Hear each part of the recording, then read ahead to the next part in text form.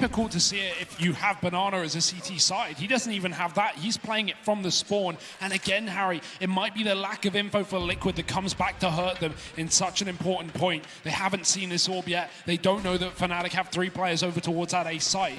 And so even with a man up, they're still walking into the favored site of 2. flusha, oh, he's just going to get nailed to the wall. A Liege. Huge kill, and that's going to send Liquid right back. Now they know that there's no one here looking for that trade, and Fnatic are going to have to desperately throw in rotations. Golden is here in time. They have a smoke for the spawn, but he's going to peek out ahead, and he could line up more than one. Bomb dropped, Liege low, and Golden finds him through the smoke. And that's going to spur Fnatic on. A bit of a movement genius as well as Golden B-hops his way over onto the coffin. Smoke is down. That's going to keep him out of this round for the time being. Do be sure to keep your eye on Nitro as well. That number 9 on the minimap rotating in through the back line of Fnatic. This could be the play that Exor breaks this round for Team Liquid. Nitro getting one. The trade in almost immediately from Brolin. There's still a chance for Fnatic. They've dealt with the flank. It's whether or not they're ready for twist, and they are. Now it's only Sterling, and Brolin inside of B takes that round in his hands. Defuse comes in, and with a second to spare, Fnatic, they put up another. Nitro didn't need to take that kill. He could have waited, he could have delayed it and gotten back into the site, gotten closer. But surely at that point, if you're Liquid, you think, I take this with 3-on-2 and we surely win the round. But Brolin is so quick with that turnaround, flicks back in the ruins, takes down the flank, and then follows up with 2 more at the site. This guy is unbelievable, no matter what weapon he has. You can see the smiles on Fnatic faces. That is a huge swing round to win on this CT side. They might be able to 10-5 the half off the back of it. So wild about that is Brolin didn't know where those players were. There was no hints ever given over. That's just all on the back of his understanding of the tendencies of Liquid and pre-firing that emo position. Oh, Utility heating things up down at Banana. And it's a little too hot for Liquid. They've been evaporated. They get sent away from this side of the map. Everyone's low. Nav's lost his gun. He left it in the Banana. I don't know what's happened, but he's down to a Glock and he needs to move back up and grab it. Fnatic have at least given him that room to play with. But Harry, what can you do here if you're Liquid? 15 points of health left between your 2 players, and JW is reaggressing as well. He might just cut these players off as they sit back in middle, just missing the bomb, but not missing Nav. And now Fnatic, they have got everything in their hand. The only thing they're missing is the information. Where has Nitro gone?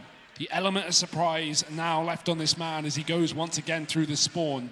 Brolin playing with the timing here in CT, but it could be favorable for Nitro. Just swap positions. Brolin's just pushed past. Nitro's got his flank in, but Brolin's going to turn back around and he won't miss a beat. Fnatic, 9 rounds on this CT side.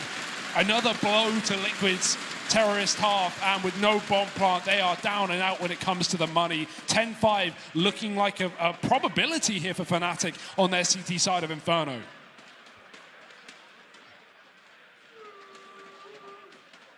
This is vintage Fnatic in the server. These are everyone showing up in spades. Liquid in with another tactical timeout. They're trying to figure out exactly what's going wrong. Now, at the end of the day, 5-round T-side, it's recoverable. You can make it work, but you think about how long it's been since we've even seen a round put up by this T-side. The last, 6 in a row going in favor of the Swedes. You know, this was a 5-3 scoreline in favor of Liquid at one point in time. They were the ones in the driver's seat, and now, well, it's Grand Theft Auto, mate. They've been torn straight out of there, and Fnatic are driving off, looking comfortable. Last round of the first half about to play out, and this buy from Team Liquid is dismal. Not what you want, but got to make do with or what you have. Naf back on the SMG. And fast up second mid for Liquid. This is the exact kind of round to throw in a quick play towards that A site, try and get back up through the apartments, but JW is doing the same. Takes his AWP into position, Molly in mid, and just going to back out, hearing all these footsteps from Liquid, all this utility going up through mid. Fnatic have taken Banana once again, but Liquid are going to flash through the smoke. JW pushed back off of mid, going to have to go back towards the site, and Liquid, they can just go storming into the B side of things. Smoke down, and flusha is going to fire through it. Absolutely no idea how he finds those kills, but it is flusha after all. JW's won his duel back towards A, and Fnatic are 4-on-2. Liquid does where they rotate, they are walking into an equal situation on either of these sites.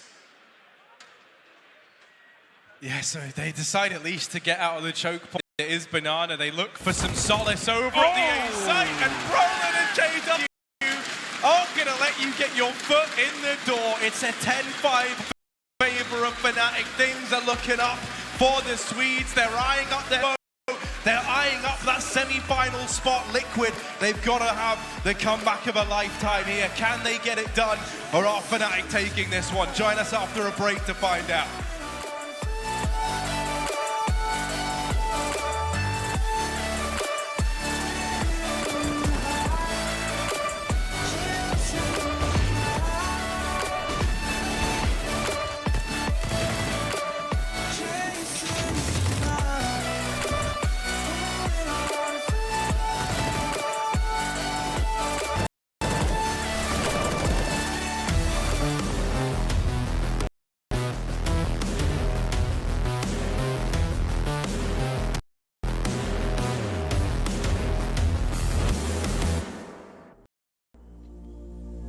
We laugh and we stuff we try not to talk about. Still your smile keep on heating up the climate, and all the blood to my cheeks are rushing out, yeah, yeah. And by accident, you're getting closer. Well, can you tell me something, tell me something? Is it a wild shot of letting you know that you're the topic of all of my thoughts, yeah.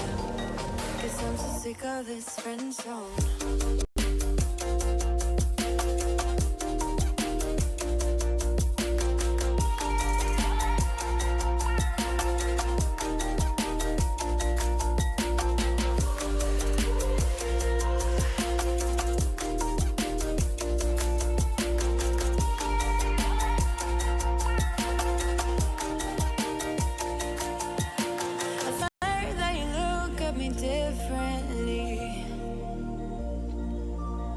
Whatever it is, it just feels so real.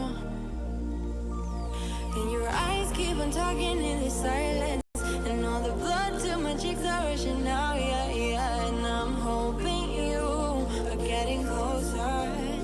Well, can you tell me something, tell me something? Is it a wild shot of letting you know that you're the topic of all of my thoughts, yeah. Tell me something, tell me something. Well, can you tell me something, tell me something? Well, can you tell me something, tell me something? 'Cause I'm so sick of this friend zone.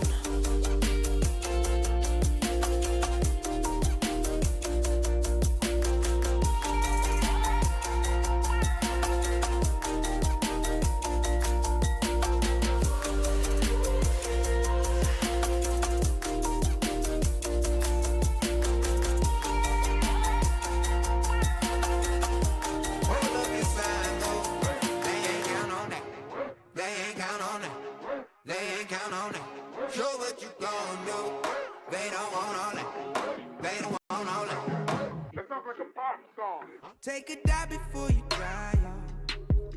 It's the only way to live.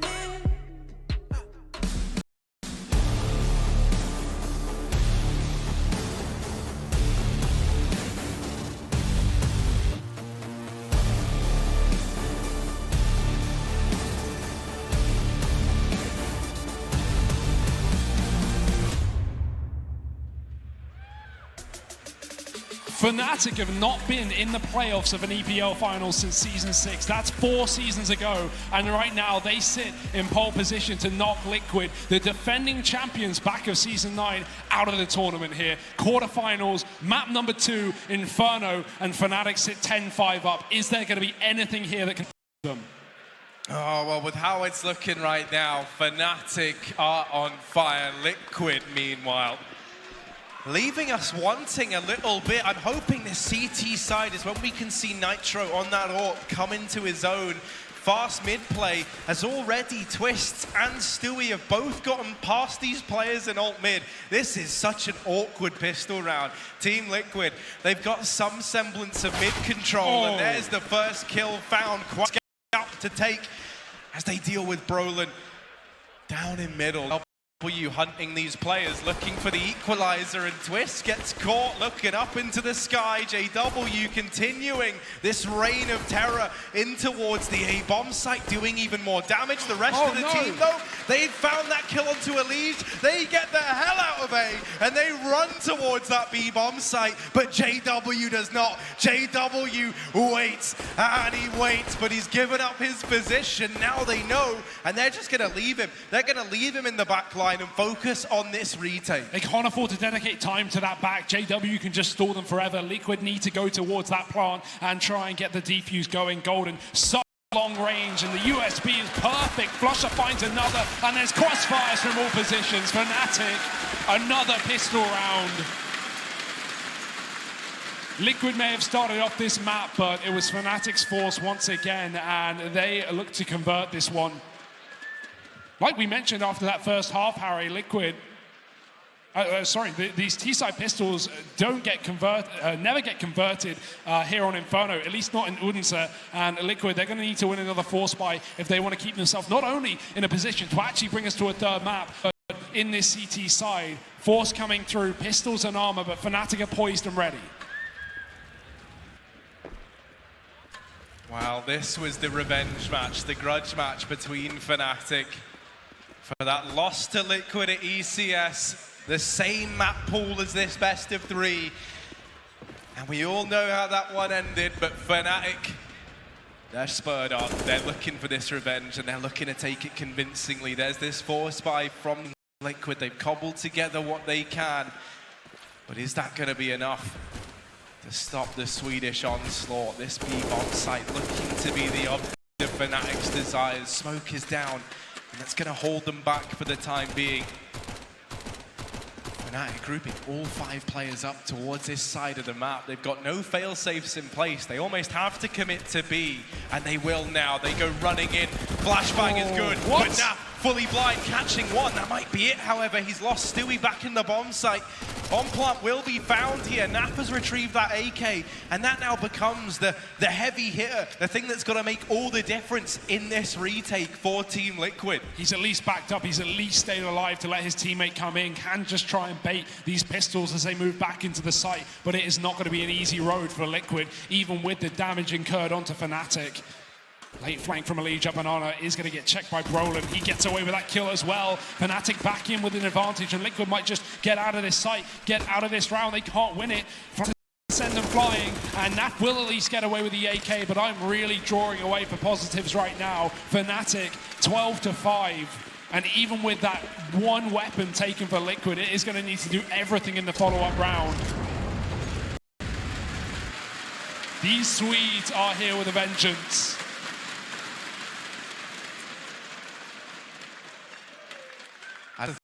You think back to Overpass, one of the things that was the staple of this Fnatic T side is that they kind of threw their conventional style out the window. Instead, it was all about playing low and slow and building into those rounds later on. Well, here, we're already starting to see some of that classic Fnatic style invigorating its way back into the squad. And I think that's because they're feeling so confident with this now. You know, they really are believing this 2-0 is in their hands, and it's also theirs to let go of. Team Liquid, armed with just these pistols that were held forward, the AK on Naf, they've got to try and stand the test of time in this one. But realistically, this should be a 13-5 scoreline if everything goes to plan. Ooh, Elige. Playing with fire there, that spam from second mid. JW even almost catching him getting out, but Nav looking to force fights, and he might be able to get away with another, but Golden immediately trading, and that's the gun lost in no man's land. Mid is now Fnatic's. Liquid can't pick that one back up, and despite Nav's best efforts, he can't find more than a single kill. Fnatic even moving back to grab that gun, making sure that there's no way in hell Liquid can arm themselves. Nitro and Twist, the only weaponed and armored players here for Liquid as well. Elige is on the edge of that smoke, and even if it fades, shouldn't be able to get away with this kill. Golden, quick flick back, finds the headshot, and now with that, Fnatic can just keep going, keep powering, keep piling into this A site. Another entry from Golden, and the stars are lining right now from Fnatic. Liquid have nothing to show for this round. It's going to have to be these pistols coming back in and finding exits, but it doesn't really matter. 13-5, Fnatic are poised perfectly. And this is the Liquid that managed to take Astralis the distance just yesterday. This was a Liquid that were looking good. Fnatic might be about to disassemble them in 2 maps and 2 maps only if they keep getting their way. The horrible thing for Liquid here, the horrible situation that they're in, is they've got this buy round coming now. That's all well and good. They're going to have everything they need. If they lose that though, if that round doesn't go their way, then they might never even get to play on this CT side. Yeah. And their fate at that point is out of their hands. You just don't have that buffer, right? They needed something to go their way, even more than 5 rounds on the T side. The pistol didn't go their way. The force buy falls apart as well. And just every liberty taken by Fnatic here in this second map. Can they do the dirt? Do the damage, and can they shut Liquid out before they even begin? Stewie doesn't seem to think so, and he's going to force a gunfight down Banana, getting away with a kill onto Golden. Flusha can try and grab that weapon upgrade from the SMG he once had, and he will stick ahead of this smoke, knowing he can try and fight for this Banana control. Liquid just going to opt out of it, safely so. Move and rotate back towards A, as that's exactly where Fnatic are moving their numbers. Brolin pushed up on short. Can be easy to get preoccupied with a pit when you're coming through this position. But will he read that both players are inside of the site?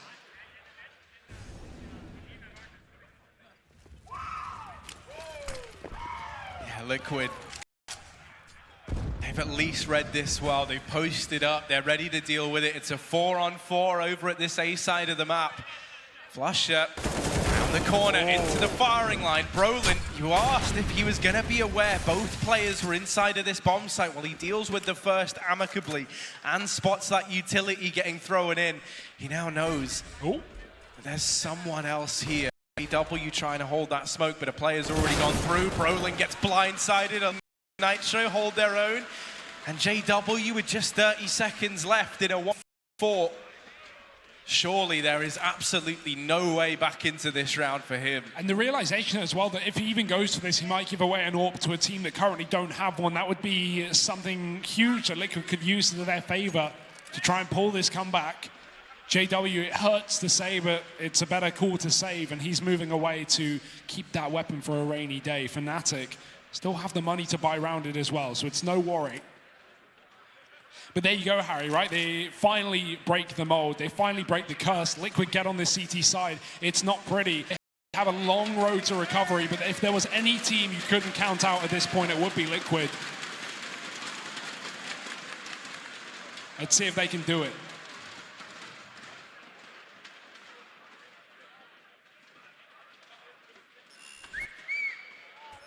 When we get that AWP as well for Liquid eventually out, I wonder who will be taking it. We saw Naf use that a lot on the T side of this map, and Nitro is already having a bit of a rough performance. While that may tend to lean you away from giving him the AWP, sometimes a change in weapon is what can really help you spur on. He certainly seems to think so. He's going to hold on to Banana. Smoke coming down though. Liquid deny that information here for Fnatic.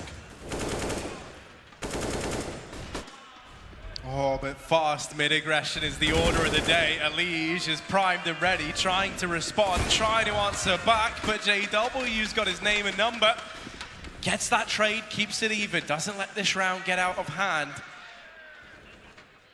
Fnatic, they know that right now they've still got Team Liquid, they've still got the money, the momentum right where they want it. The game still very much in their hands.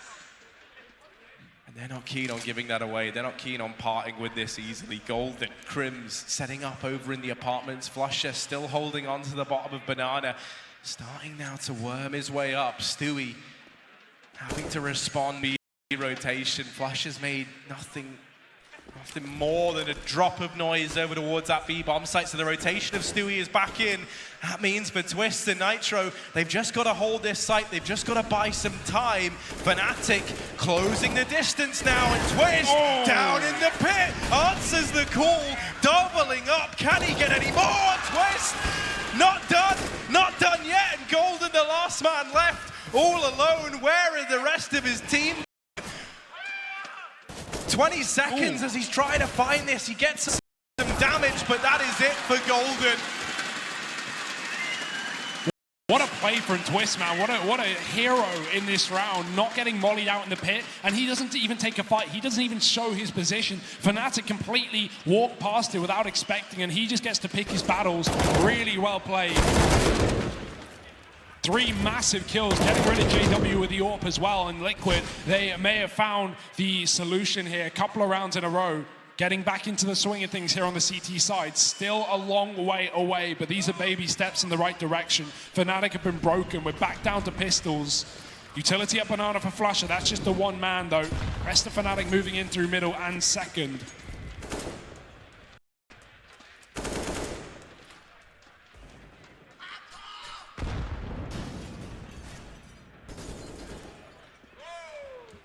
Liquid were looking for a way back into this. Well, now finally being the ones in control of the money, finally looking good in that sense.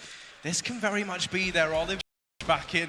They haven't left themselves with very much room to work with, but they do still have those few rounds between a Fnatic match and series point, a little bit of breathing room. If they can take this round here and now versus these pistols cleanly, if they can build a bit of money, build a bit of confidence, that can be Liquid getting back into the swing of things. They're not a team that do as much choking anymore. Instead, it normally is this resilience, normally having to build back into these games. And Elige, what? Oh, he's going to do even more damage. Okay, might get picked up by JW, but the trade is in immediately from Naf. He provides all that and a little bit more. Flusha actually getting that kill. Brolin's Deagle gets it down to 2. Rotations coming in from Stewie, but it's bottom of the board Nitro here at this A side of the map. AWP in hand, 2 players to find. I was bigging this up for Liquid, but it could all fall apart if they're not careful. Nitro tagged up and he's just gonna hide. Doesn't give this kill to Flusha. And Liquid are going to salvage that round. Yeah, we were wondering if Nitro's AWP would come through and whether it would have effect as well. It does. 2 important kills on that A site. And that was against pistols for Fnatic. That was a round that never should have come so close, but you just can't count these guys out. Brolin coming in with some huge Deagle antics, and Flusha pushing through the smoke with as well. You love to see it. It's classic Fnatic. And 13-8 Liquid, they're still drawing this comeback closer. Double up now coming through on the CT side as well. JW has his work cut out for him. Molly down mid for Nitro. That completely denies any vision, any information here for Fnatic. Lets him hold an aggressive angle towards mid, but eventually going to give that up, knowing that Fnatic could have pushed through second. Crims has done exactly that. Nitro going to rotate round. In the meantime, Naf's holding on towards B as well. He's got his teammate in CT spawn, and Fnatic have taken this top B control. Stewie ready with his Molotov if Fnatic want to speed up the pace, and with 3 players just round that corner, they certainly might want to. Oh, Golden offers himself up. Re-peek in from JW. The AWP wins that head for the Swedish side.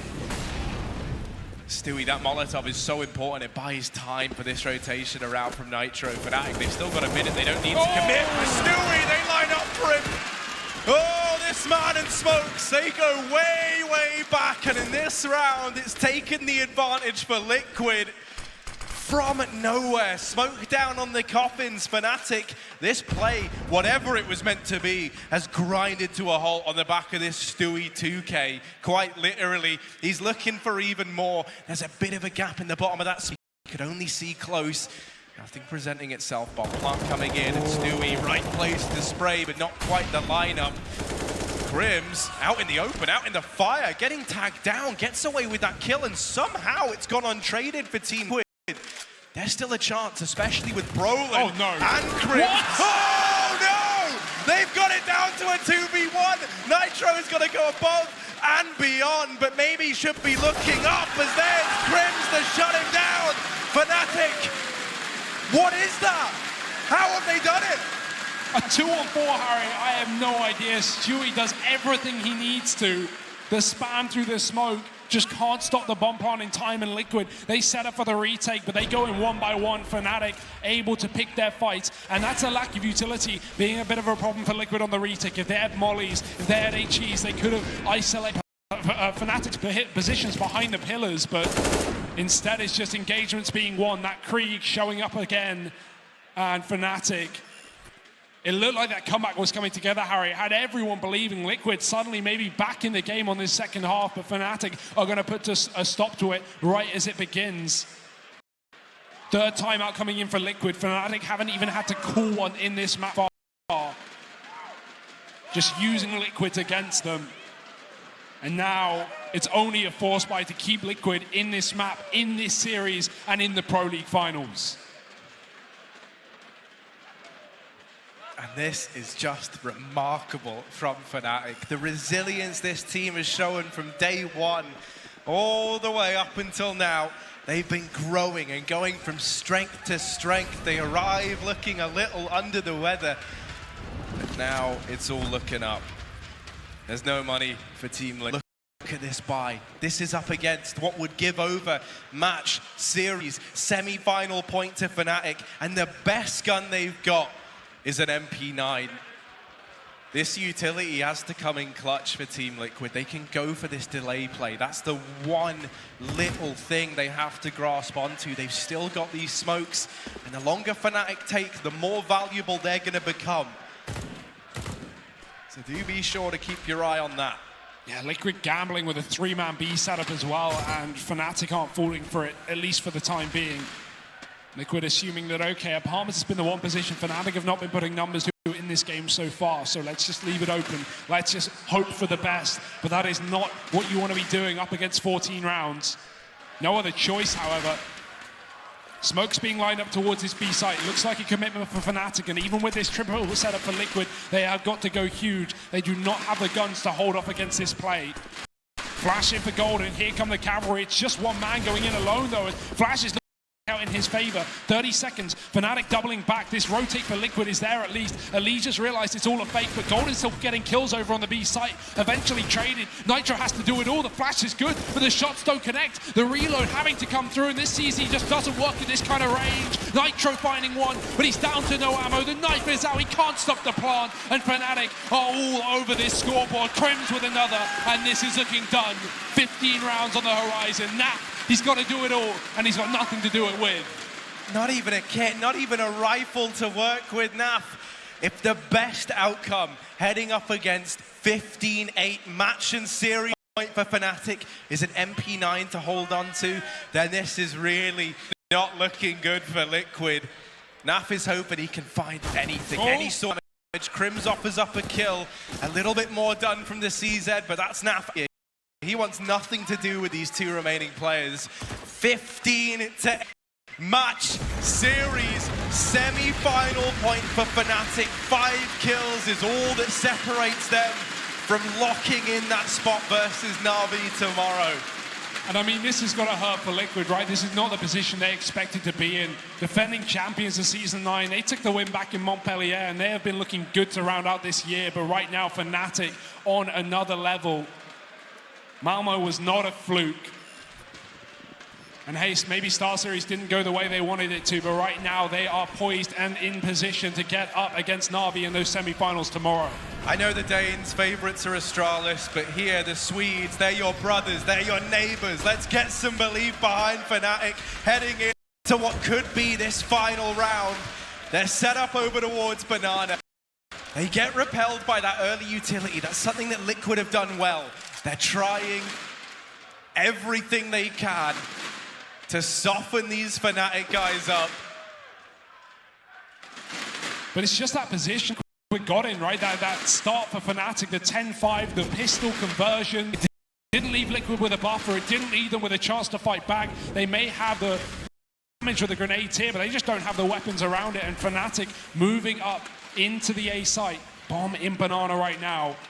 Looking to sell a fake, and Liquid have a 4-man stack on the wrong side of the map. This is not how Liquid want to fall apart, and they may not have a choice in the matter. Only Stewie on the correct site right now. Yeah, that bomb's coming in, and now Golden opening up. The bomb plant's coming through. Liquid 4-on-5 retake is required. Naf trying to land the spray, but it's not happening today. And they say the enemy of your enemy is your friend. Well, no team has challenged Astralis like Team Liquid. Right now, Fnatic might be about to send them home in two. Elige, Nitro, Twists. Gotta try and do the impossible. They deal with the first man, but Crims is still in on this wrap round. Elige gets the trade. It's so close. It's anyone's round. But Brolin and Flutter make it Fnatic. The game goes in favor of the Swedes. And they'll keep on fighting. They send Team Liquid home, and they do it in two. That's got to be a rough one for Liquid, but that's just how the cookie crumbles. Fnatic looking like a powerhouse on this stage. Na'Vi coming up in those semi-finals. I cannot wait for that matchup tomorrow. Fnatic reaching new heights here at the end of 2019, and what a time to come alive. Brolin, 23 kills in this map as well, stepping up back-to-back games here for Fnatic. This youngster is looking incredible. Yeah, Fnatic, I mean, what a story, what a performance. They get up on this stage after looking a little shaky in the groups. They get in front of the crowd and they show up in spades. You can see how much this means to them. They're smiley and their journey is now set to continue here in Denmark. The Swedes looking good.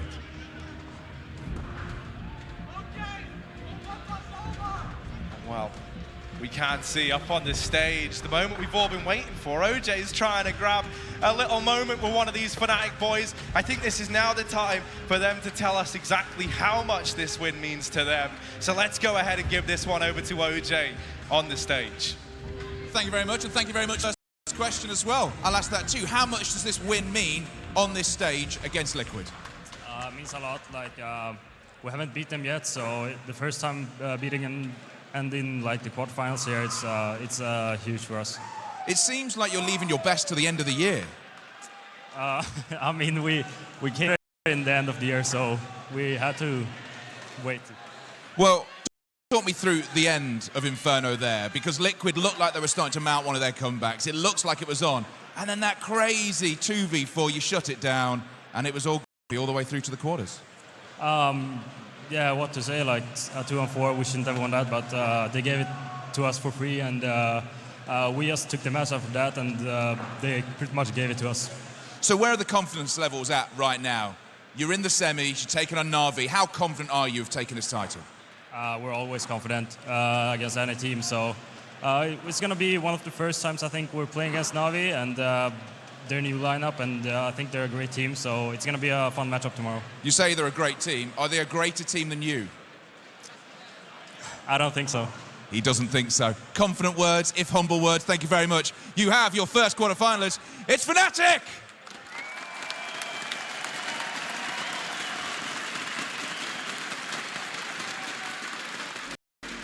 Until we're older, we couldn't care no more, not any longer. On the beach, yellow skies, we keep on searching, but we will never know what we're after.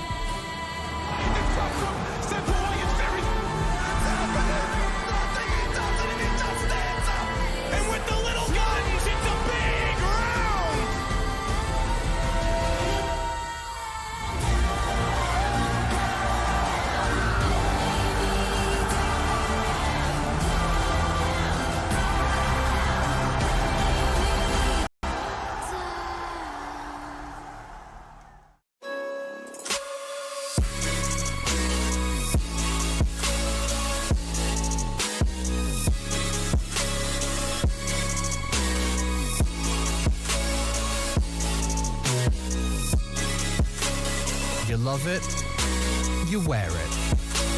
What's your style?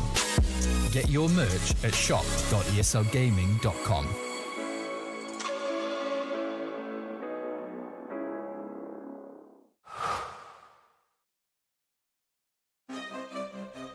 At the highest level of play, there can be no compromises. Gamers demand clock speeds to give them the FPS they need to perform.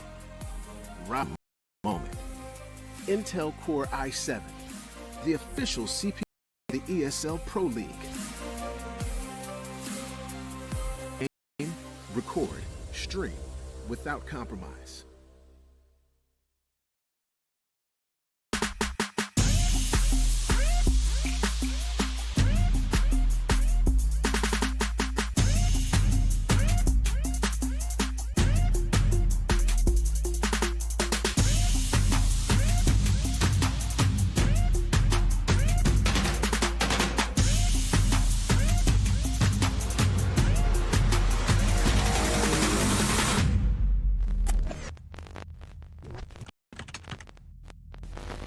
I've been there since the beginning. Every map, every frag, every moment. I run, but I never hide. With knowledge comes power, and power is to be wielded wisely. Which is why, as the expert, I bet with Betway. If you know CSGO, then you'll know the best way to bet on esports is with Betway, for the love of the game. This is Game Fuel. It's domination in a can.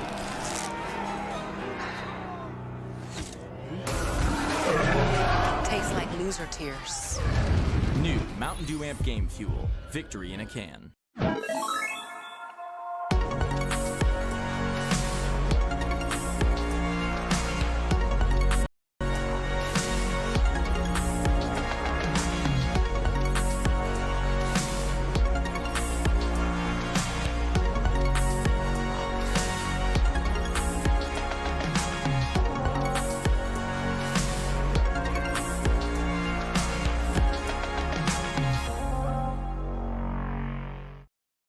Name the clouds passing by, wishing we run away. All we need is our passports, baby. Leave the rest in our troubled minds. Let us go down in laughter, baby. Trying to figure out what we're after. We're never heading back until we're older. Couldn't care no more, not any longer. Under peach yellow skies, we keep on searching, but we will never know what we're after.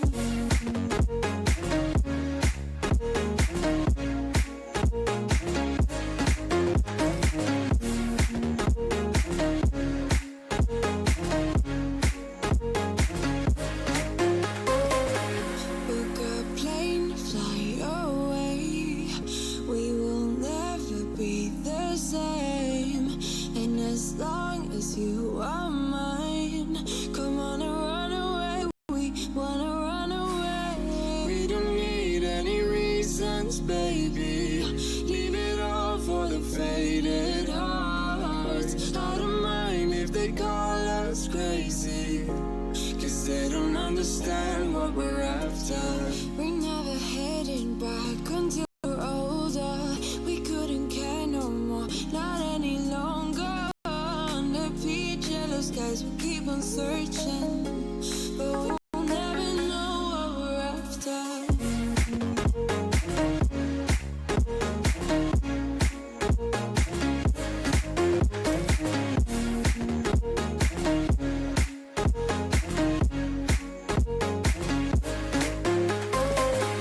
We're no kids no more. I need to feel alive in this dreadful town. I'm running out of time, and as long as you're mine, I wanna run away. We're never headed back until we're older. We couldn't care no more, not any longer. Under peach yellow skies, we keep on searching, but we will never know what we're after.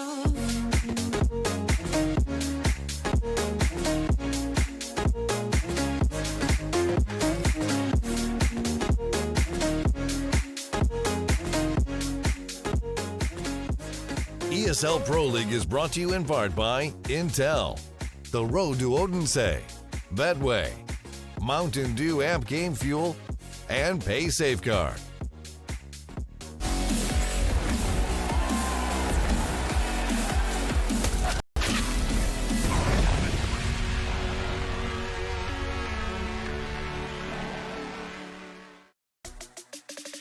Oh dear, Henry Greer. It's time for the Mountain Dew Amp Game Fuel Power Plays. That's right now I'm just going to tell you straight away to head over to @ESLCS Twitter. Get your votes in right away. The poll is live. The poll is activated. We got 4 candidates for what this could be. In the meantime, though, we're going to try to catch you up to speed and also tie in some of that greatness. Right here, I've got on the desk with me, I've got my analyst. We're going to talk you through this entire matchup so that you understand.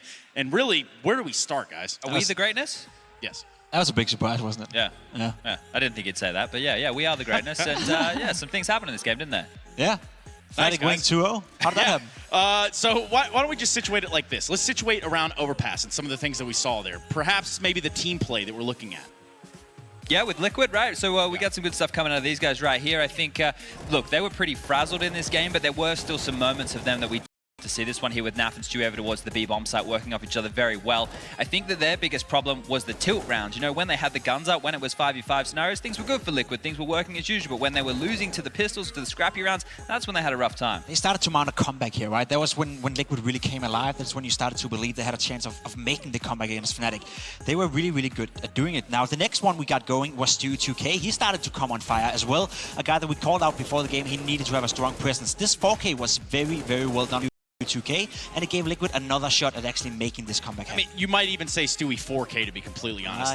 The reality is this, though. When you're Liquid and you're getting 17 rounds in the series, that's simply not going to be enough. No, not enough at all. And look, we had some JW moments, but he didn't just play like JW across the board. So he's still got his flair in there. We actually have a round from him with the shotgun. Still getting it done in the underpass right here. And look, the fact that they couldn't kill him, the fact that they couldn't hardly do any damage to this man right here, just standing ever so stoic and mowing them all down. This is what we love to see from JW. But here he was actually, through across the series, quite neutered. You know, he wasn't going hyper-aggressive. He was quite passive. I mean, talking about farming money right there with the Mag 7 and connector, right? Yeah, JW, he was on fire, but he was not the only one from Fnatic being on fire in this one. I think Brolan deserves a lot of credit as well. He had a very strong presence, and he also had a very strong 3K here on Inferno. This guy, you know, we talked about him being potentially the biggest talent within the Counter-Strike scene right now. Once again, he's showing why that is. He had a strong series. He was by far the best player on the server, to my understanding, and he's just so vital and so important for Fnatic right now. You know what's funny? Yesterday, we saw dupreeh from that position where Brolan got the last kill. Yep. Get 3 kills and completely destroy the retake right there of Liquid. Well, this time around, Liquid trying to use that position themselves. Brolan absolutely wrecking them and getting that done in fashion. Yes, that's right. Naf, Stewie, JW, and Brolan. Those are going to be your candidates. Head over to @ESLCS. Get your votes in. The poll is live right now. Ladies and gentlemen, that is what I'm going to have to ask you to do as we continue to wrap this one up and put our heads around how Liquid are now not getting what is the Grand Slam notch. Yeah, or a direct invite to IEM Katowice, right? Because they're yet to win one of these tournaments, at least in the ESL Pro Tour, going towards that. So, look, their run's over. Fnatic still have a notch. Fnatic now go up against a Na'Vi, who are looking in form. So, ooh, tomorrow could be a scary one. I'm a little bit disappointed in Liquid, though. I expected more coming from them. Yeah, I thought they looked good at ECS. I thought they looked good when they played Astralis yesterday. And then today, they obviously faced a well-playing Fnatic. No doubts about that. You can't take anything away from Fnatic in this matchup, and especially Brolan and Crims for that matter as well. But Liquid, to me, that's a team, you know, they used to be the best team in the world. They're a team that is supposed to go longer than just a quarterfinal. Not only to mention the fact that obviously they don't get a direct invite into Katowice, they don't really find that much points either, you know, into the Cologne one. So to sting a little bit for Liquid. Yeah, it's got to sting a little bit, especially just stopping right here. You've already kind of put yourself into a great position, and obviously this is not going to feel good on any side of it that you're looking at. Speaking of that, we are going to hear from that Liquid side right now via James Banks. Never easy taking a loss, but Alicia's here to give me some of his time. Now, it's 2-0 to Fnatic. It's a game that many people expected you guys to be able to walk away with. Overpass, though, was much more competitive this time compared to in Arlington, but then we come to Inferno. They've made some drastic changes, but what do you put it down to? Is it more you guys or them being better on the day? What's it come down to? Well, obviously, any match, like, the winner obviously is the team that played better, and I think that they did play, like, a bit better.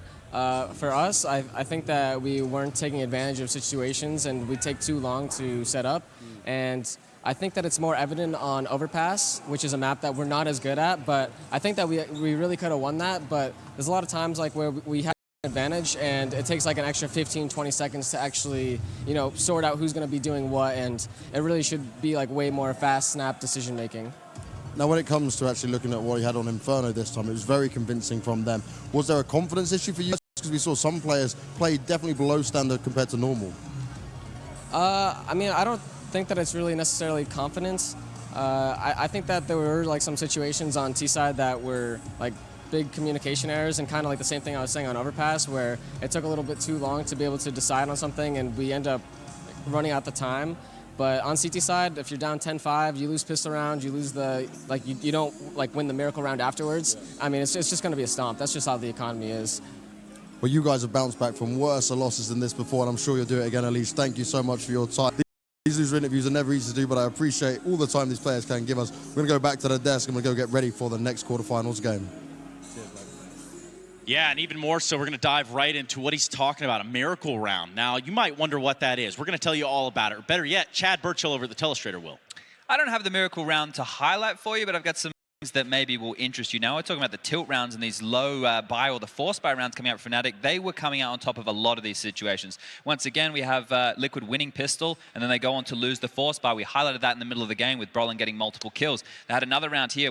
Saved AWP, they're able to pick up round number 9 here. And that's when they were able to spiral, as you can see, the rest of the half towards the tail end of the first half right there for that of Fnatic. To close things out, we had the 2-on-4 situation on the B bomb site that Liquid should probably have never lost. The round that I do want to highlight right now, though, is talking about the in-game leadership, and maybe something that what Elige was just alluding to.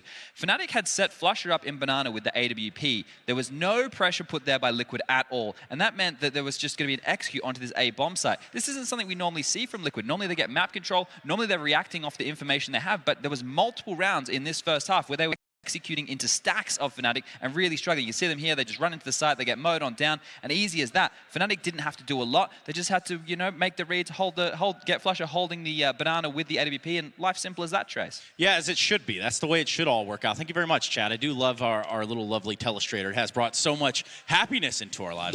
You as well. I mean, the real reason that we go to this Telestrator, the real reason that we use it, is to educate and inform and show you guys what this is all about. Mine's just to get as much camera time and make my ego get as big as humanly possible. You're doing pretty good at that. Thank you. Thank you. I've been working at this for years. Yeah. Nice, guys. Well, we do have a break on our hands. That does mean that we are going to be right back after we go through it. And when we do that, we're going to have another matchup on our hands. A brand new best of 3, a brand new quarterfinal.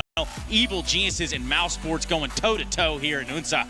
And this one should be for the ages. Evil Geniuses looking to keep this streak alive. And Mousesports, well, they've already come from the bottom. So let's see where they are now.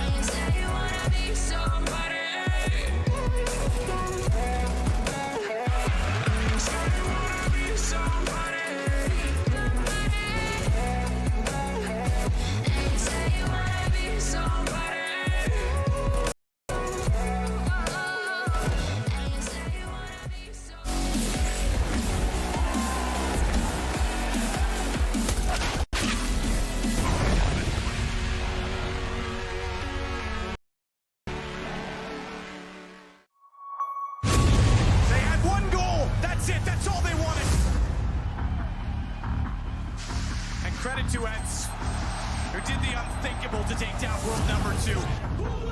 Comebacks in all fashions, but you can't mess with greatness. You can't mess with history. It's called the biggest esports event on the planet for a reason.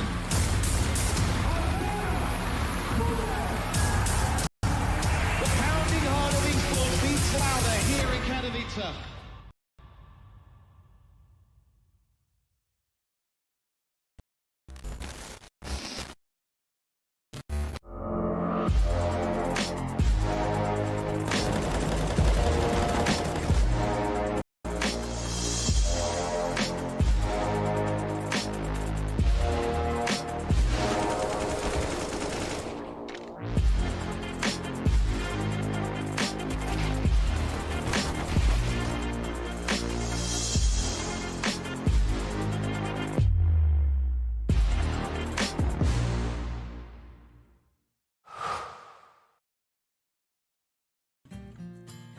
He wasn't the classic nerdy computer kid in school. He was one of the ones to get a girlfriend first and a very social person. Typical for Finn is that he is very determined. Ist egal, ob es jetzt beim Kartenspielen ist oder beim Tischtennis oder beim Computer, er gibt nicht auf. What he really wants is to win a major. It's his dream, and it's also my dream for him to get that.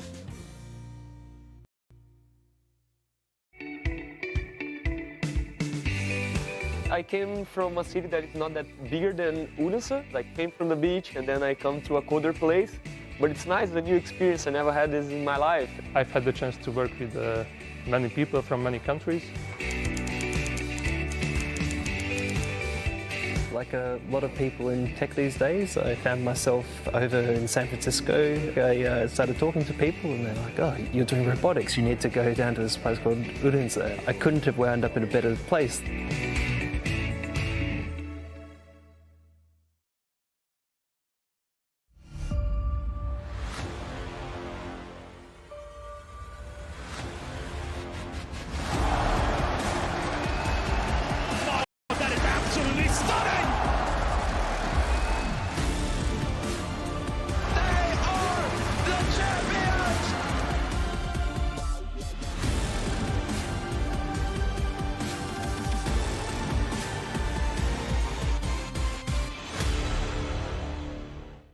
My name is Jordan Gilbert, aka Nothing. Hi, my name is Sue Lee. My handle is Smix.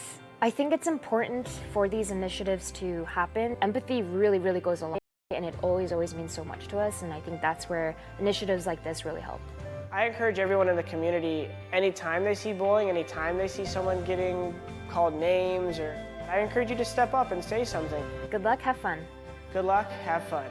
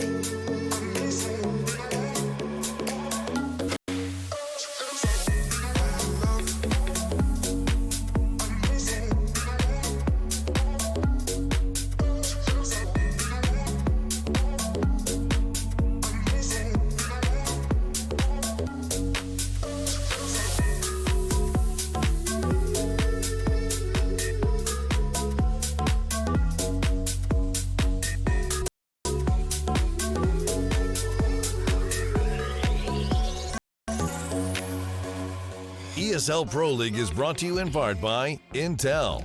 The road to Odense. Betway, Mountain Dew Amp Game Fuel, and Pay Safeguard.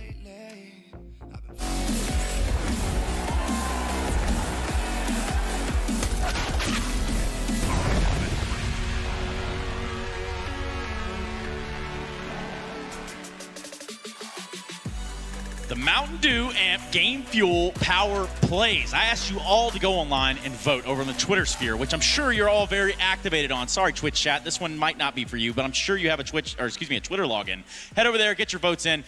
Or it might be too late. Maybe, perhaps we go over these plays just one more time so that you can understand what these candidates were and who they are, what they're all about. First and foremost, it's going to be Naf with a 3K here on Overpass, really getting the job done.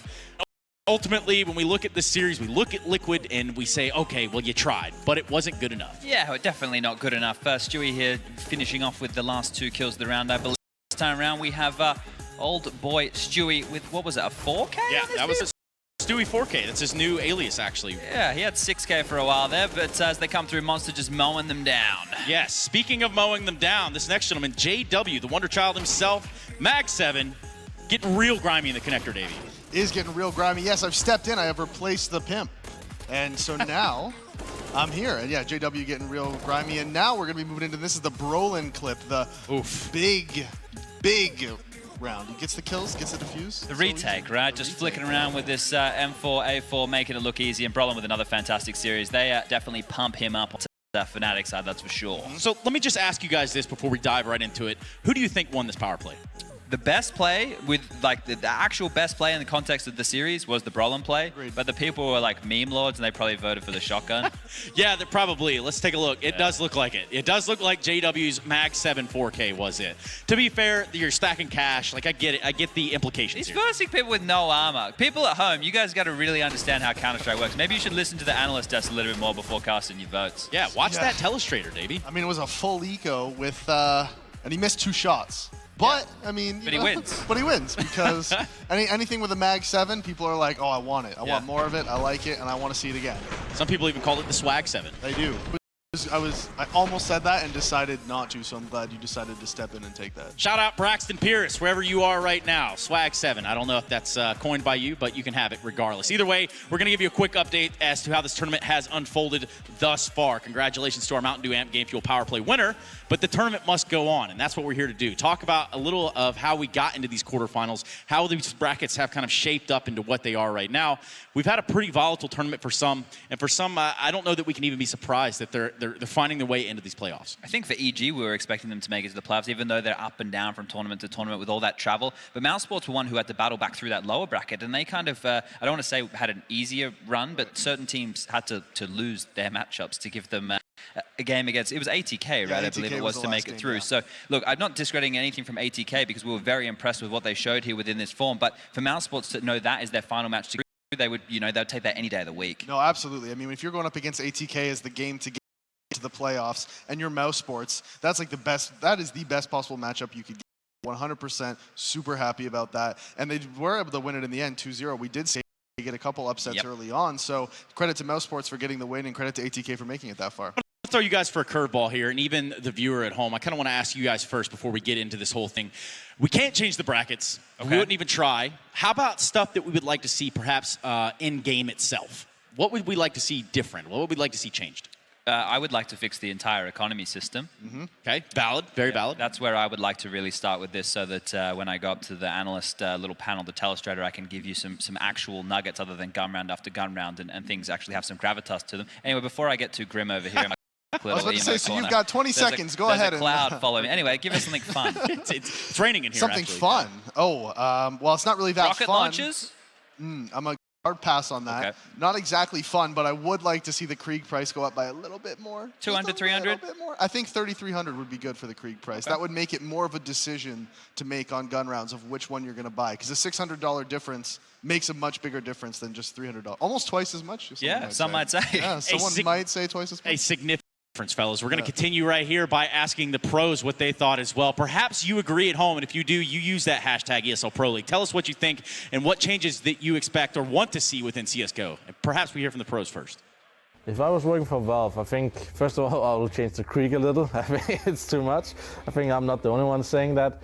Also, I would really like to get Tuscan back in the map pool. I think it's a map we have all been waiting for a long time. I feel like they need to change Vertigo because the A site just feels like really unfair for CTs because if the Ts just take the bomb site, they have to retake through one choke point, and it's really hard to like flank A site Vertigo as well. So if there was one thing I could change, it'd be the A site on Vertigo. I think they should change is kind of map pool. I'm not like satisfied about the map pool. I think they should remove Vertigo. I don't know why they keep Vertigo. Like they had 3 changes about the map, but it's like just random. Like you just do some like things random. Like you don't have a structure to play the map. Like teams just play aggressive. They just repicking a lot. Like because no one knows how to play the map really correctly right now. So it's kind of YOLO. And I think like they have like so good maps to bring like Cabo, Cash, and they're not bringing it. So I think like the map was kind of like crazy a little bit. I would really change the economics of the game. I don't really like the new one because they try to balance the game, but at the same time they made T side much stronger than the CT side because you can get good guns in the second round even if you lose the pistol round. So I don't really like it because we lost eco rounds, you know, the domination of the CT side, and now it's not so hard to get T side rounds, right?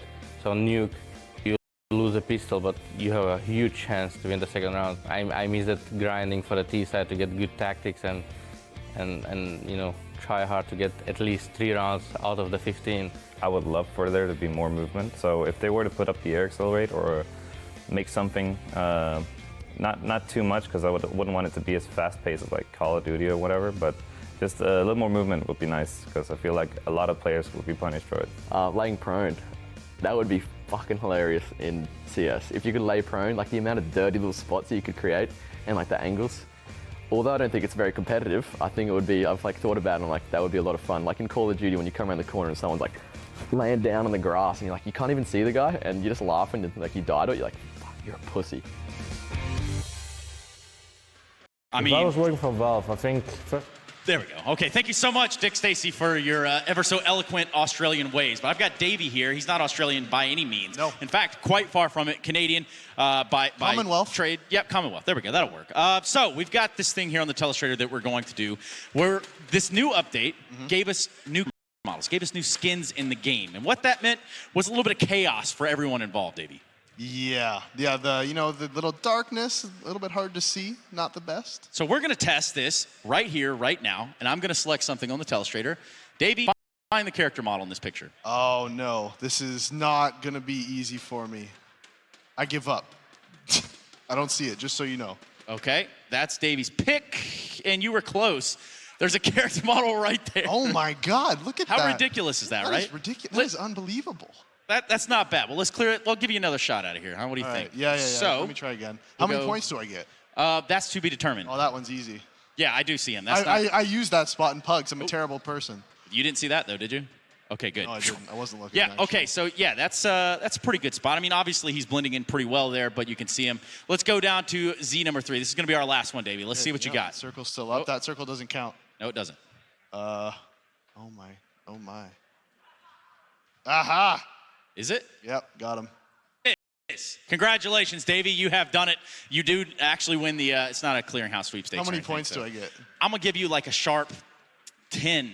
I'd say like 10 and a half, but like, let's go 10. That's not bad. I think Utso would have to agree. I hope that they're entertained by this. I also hope that you've taken some time to realize what the Any Key Pledge is all about. That's what we need to talk about right here, right now, because, Davey, Any Key is a very big project and something that I think is very important in taking steps in the right direction via the internet. I mean, we're talking about the simple act of just being nice to each other. Yeah, no, me and Banks were talking about this back in the green room too. People not very nice on the internet, generally speaking, and this is a good pledge to get people involved, get people at least thinking about it and trying to be nice to their fellow gamers. Yeah, and that's ever so important. Be kind to people. Treat people how you want to be treated. Let's go ahead and check this out with Any Key, our partner.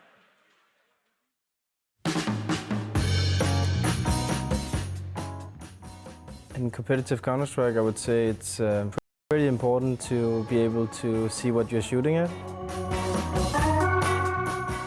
What? Wally? What the hell? You can be anywhere, right? Like even up in the sky type thing. Okay, so I'm looking for the ones that look like the grass skins because it seems to be what everyone's having troubles with. So pretty much already found him at the tree. It's on the tree I think it's on the tree. Is he at the tree? Yes, yes. I knew he's gonna hide that. Is that the new models? It's terrible, eh? That is shocking. Some of the skins are OP because you cannot see them on some resolutions.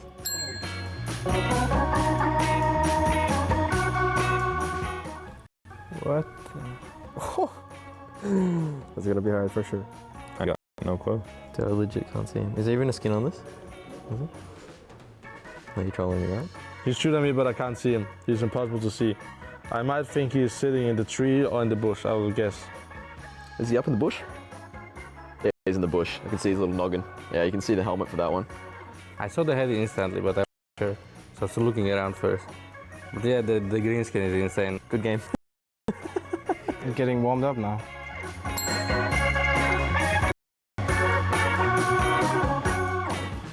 No, green map. Oh, the new cage, so vibrant. Oh, Cash. It's kind of hard to see. Oh, he's on the right here, like to the right of mid-man. Like with the monitor settings I have, I've got like the vibrancy turned up so I can actually see shit on this map. It's terrible. I can see him though, this guy instantly. He's to the right in front of the mid-man.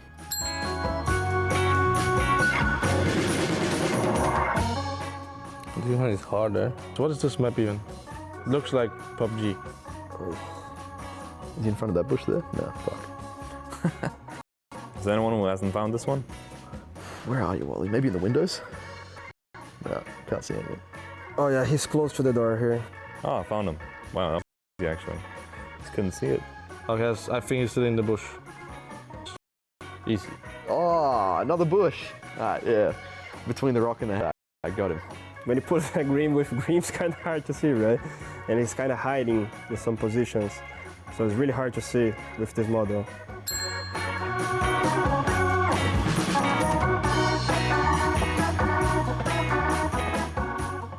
Yeah, this one is harder. He's probably in the tree or something. No idea. Is it even on the picture? It'd be fun if there's no one here now. He's not in the map, right? He is? What? He's in front of me, for sure, but I cannot see. Just give me 10 more seconds. It's insane. To left. Okay, he's up in the tree. Oh, he's on the tree. It's not a normal spot to be sitting in. I think you can go up on the tree. Pro Counter-Strike, it's a game of like milliseconds. Like you'll die instantly. So it's like, I can't even find this guy. I spent like 20 seconds.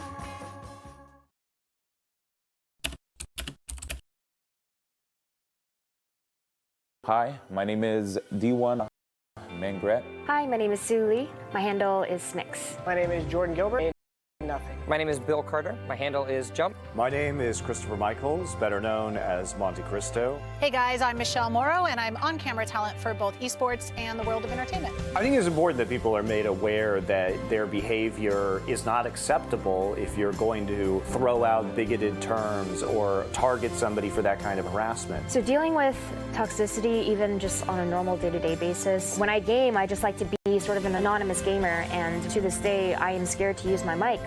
I think that anytime you can sit someone down that has a negative mindset or has a sense of toxicity, think about who you're affecting. If I had the ability to confront a troll face-to-face, they would not be the keyboard warrior that they are inside of the game. The GLHF pledge is super important. Anything that's encouraging people to promote positivity, to promote understanding, to promote sympathy. It's cool to see that people are going above and beyond to be a voice for those from a community that may not be as well represented in gaming. You do matter. GLHF. GLHF. GLHF. GLHF. GLHF. Good luck. Have fun.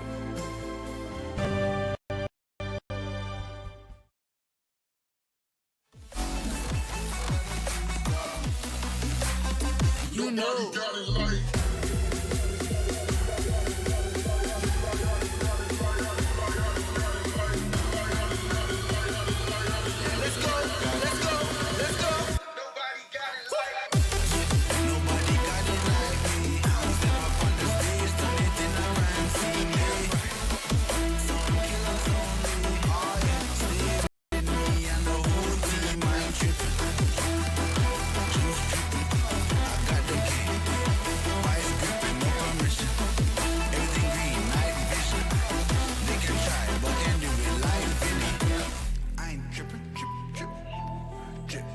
They can try, but can't do it like Vinny. Yeah, no permission. I got it.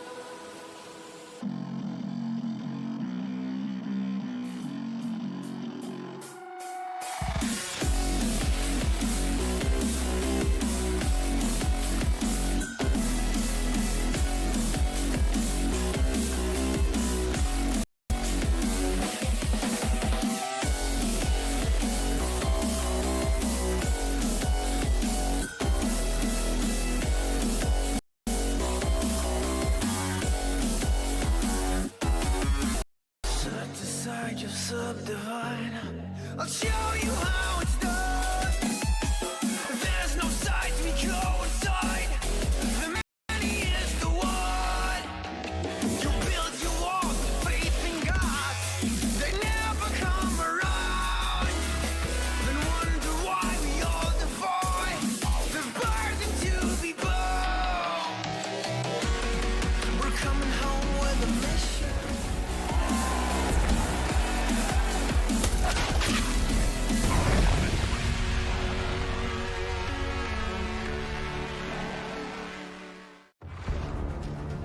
Of course, we're super happy we qualified for the playoffs, but yeah, we made it hard for ourselves in the Liquid game. We're looking forward to the playoffs.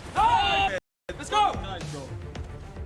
To be honest, we are unbeaten against EG yet. We can get them. We won 2-0 in Malmö and we won 2-0 in Shanghai. It'll be nice to maybe them. I think it's gonna be 2-0 again. They've insanely skilled players and just them. That's why they are so good. Super high individual skill, but it's same with us. Yeah, it's gonna be a battle of individual skill, I would say, and team play.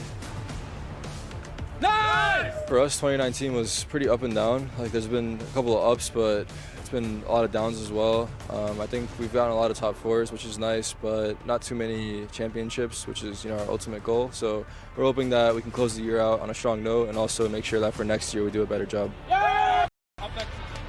My goal for this event was to go to the finals, and the same with the guys probably. I'm not there yet, so I'm not that happy yet. Definitely want to push for at least semifinals, but the whole trophy would be, you know, the ideal situation.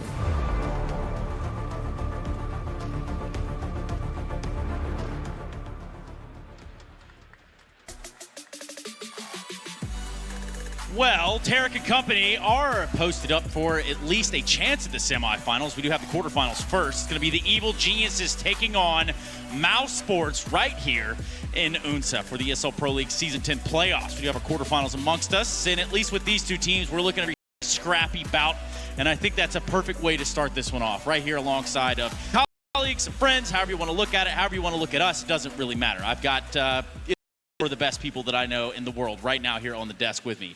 Two of them are a surprise. We'll get to that in a moment, but for the time being, I'm going to go ahead and reintroduce Chad Birchill and that of Davey Stafford. Guys, welcome back. We do have another game on our hands. And he's pretty good at finding things, old Davey, so maybe you can find us some answers to who's going to win this one. Oh, yeah, I mean, I'll do my best. You found the things. I did. Yeah, no, it's true. No, I have great eyesight. Did you play a lot of Where's Waldo? Smaller brain, better eyesight. Is it Where's Waldo in Canada? Yeah, we had that. We had like the books. Yeah, in Australia we call it Where's Wally.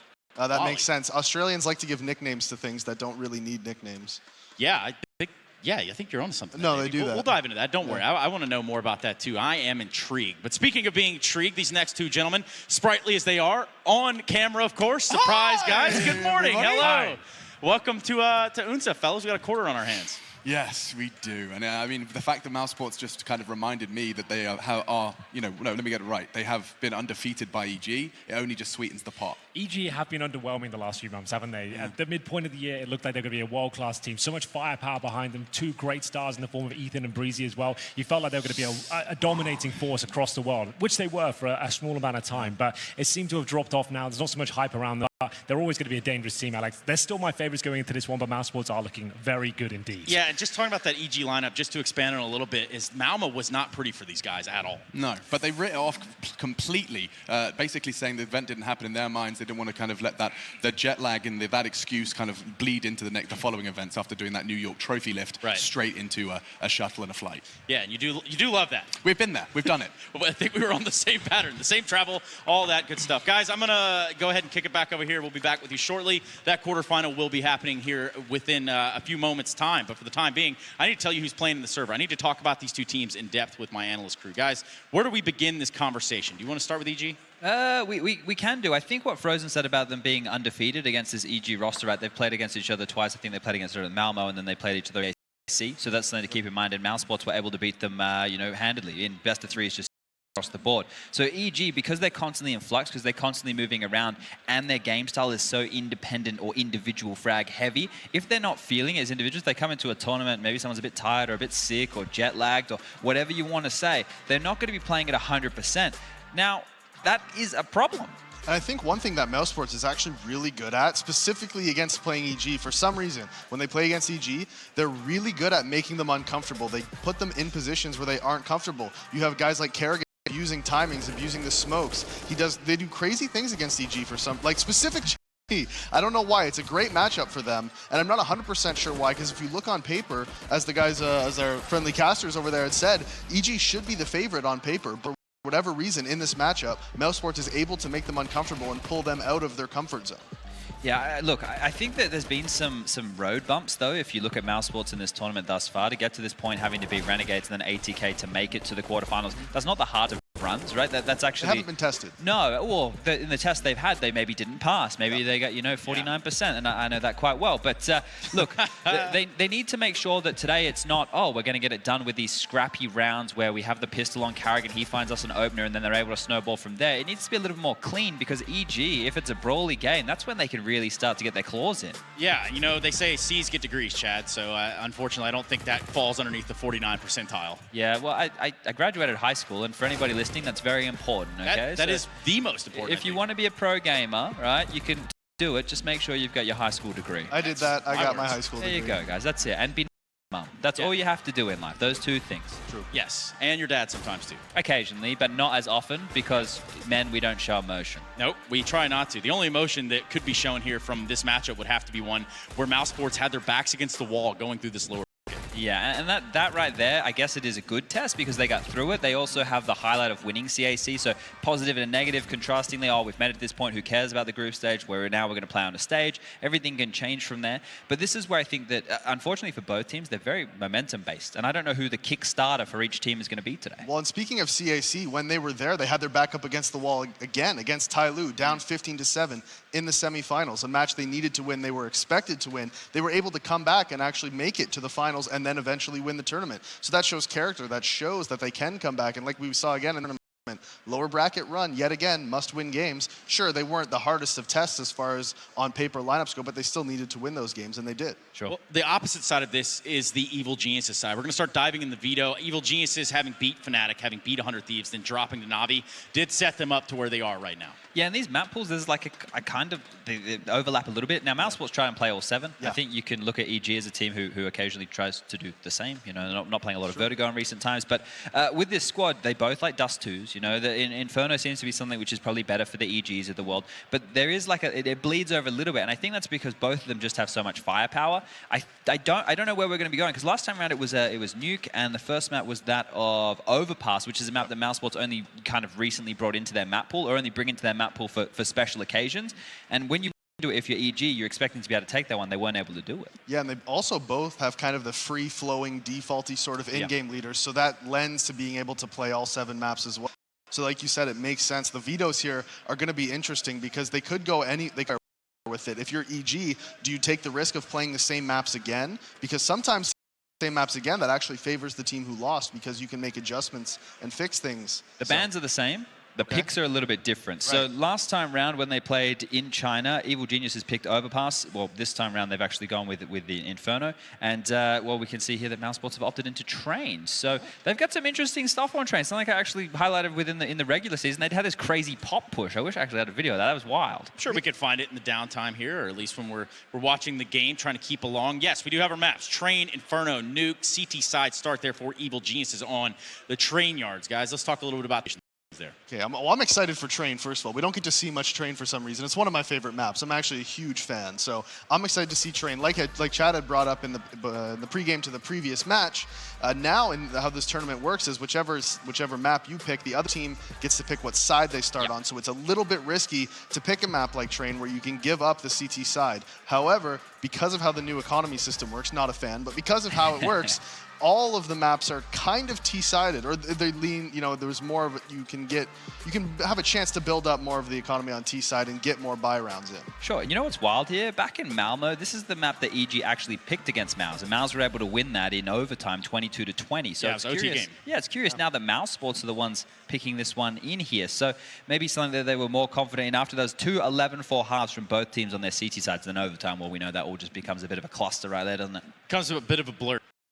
Yeah, overtime is always sort of mix things up, especially once you get to the deep ones. When it's 22-20, that means you've gone past the first overtime, go to the second one, Strapbook's out the window at that point. It's all brawling and fragging and just getting the kills. Sort of turns into a, who can make these heroic plays, who can run around through here, I think we're looking at both of these teams contrastingly. Both in-game leaders are hugely important from an emotional standpoint. If Stan's like hugely fired up and he's hitting the desk like he was in New York and bringing the team through it like that, the rest of the personalities, other than Tarek, when they had Daps in the roster, were all a bit quiet, right? They were a pretty mellow bunch. They'd walk around, they weren't, but now that you've had Stan come in, you've had Tarek come in, they're all hitting the gym, they're a different crew now. So I think being fired up and that momentum is important. And then you look at Carrigan. Well, we all remember him with the clacker that he used to have, and he loves the stages. He's in front of his home crowd, right? So Denmark, if you're watching, this one's kind of important for you. Carrigan's out there in game leading, maybe not a Danish squad, but a squad nonetheless. And if he can, start with good energy, then that's going to be good for this team, because as soon as I see them having to resort to him just calling set pieces or them just running these low by pistol rounds, I start to worry about it, because it means that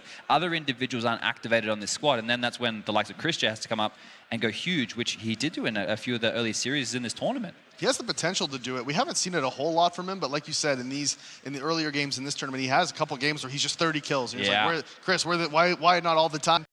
Come on, but yeah, like you said, absolutely. And going back to the in-game leader thing a little bit, we have to remember that the core of both of these teams is really young. From both these teams, Frozen, Rops, Woxic, all low 20s or teenagers, and same thing over on the EG side with Ethan, Cirque, and Breeze. So, like you said, the in-game leaders are going to play a big role in making sure those guys stay in the game, stay motivated, don't lose focus, don't get down if they start losing. So yeah, the in-game leaders being good leaders in the game and outside of it is going to be really important. Yeah, I mean, there should be enough veterancy within both of these squads, I would think. I mean, yes, there are some younger guns, there are some relatively newer faces, but there's certainly enough within this server that both sides of this bout should be able to figure it out. Yeah, and Rops has been showing that now. Ever since this team has changed around and Carrigan's coming in as the in-game leader, he's kind of been propped up as the superstar of this team right now. The moments where it was in flux, it was up and down, but then this tournament it's showing, we're seeing it consistently. He's actually the third highest rated player in the whole tournament, just under Electronic and Simple, who have been playing lights out themselves. So now that Rops is playing at that level, that needs to be a factor here. That has to be consistent, because when we say that names on the other side of the server, Ethan, Breeze, Cirque, it starts to get scary, but they also have a very potent trio, right? You've obviously got Frozen, a fantastic rifler, Rops, a fantastic rifler, and Voxic. So both of these teams have very similar makeups the more you look into it. Yeah, and like you were saying about Chris J earlier, on the EG side, they have those players like Tarek and Stan who sometimes can have big games and big impact. The trio is still the same for both, but they need those fifth guys, the Chris J's, the Tareks, to step up. And whichever guy steps up for one of those teams, they're going to be the team that probably takes this series. Which is what we're looking to do. At least get this one started. Unsa, I need you to make a little bit of noise. It's time to get these teams situated, sitting down, ready to go, and live on 3. OJ Boris, take it away, buddy. What the man said, let's get it on! You are one sexy crowd. I love this place. Denmark in Counter-Strike at the moment just feels right. It feels like it absolutely matches itself. A little bit like South Korea back in the cradle of esports with StarCraft. This is where Counter-Strike needs to be. Now, We're all warmed up. We've had one quarterfinal already. We know who's gone through for that. Who's ready for a second quarterfinal? Man, you guys aren't ready. I've been here. You guys are louder. Who's ready? That is what I am talking about. Please welcome the first team to enter here to the arena. It is Evil Geniuses.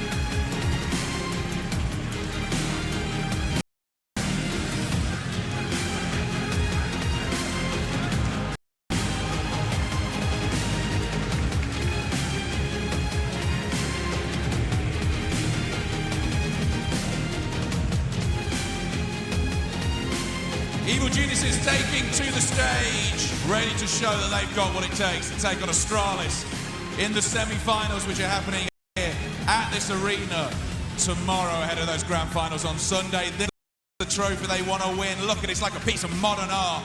They all want to take it home and stick it on the mantelpiece. Well, the team that they need to beat to make it through to the Astralis date in the semi-finals, well, please welcome, it's mousesports!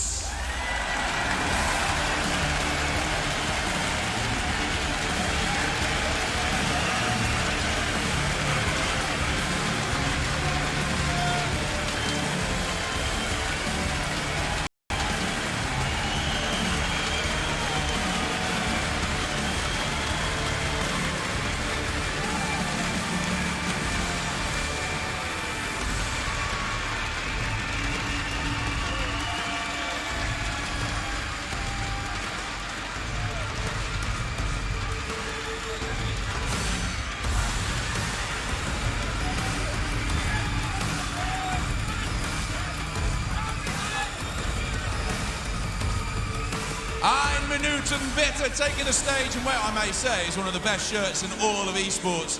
It is mousesports. Now we can see the form, we can see the betting. I want to know what the feeling is here in the room, on the battlefield. Who is winning this? Is it Evil Geniuses? Oh, is it mousesports? I wasn't sure about that. One more time, Udensa. Is it Evil Geniuses? Is it mousesports? I got a fever for some Counter-Strike. Let's get it on!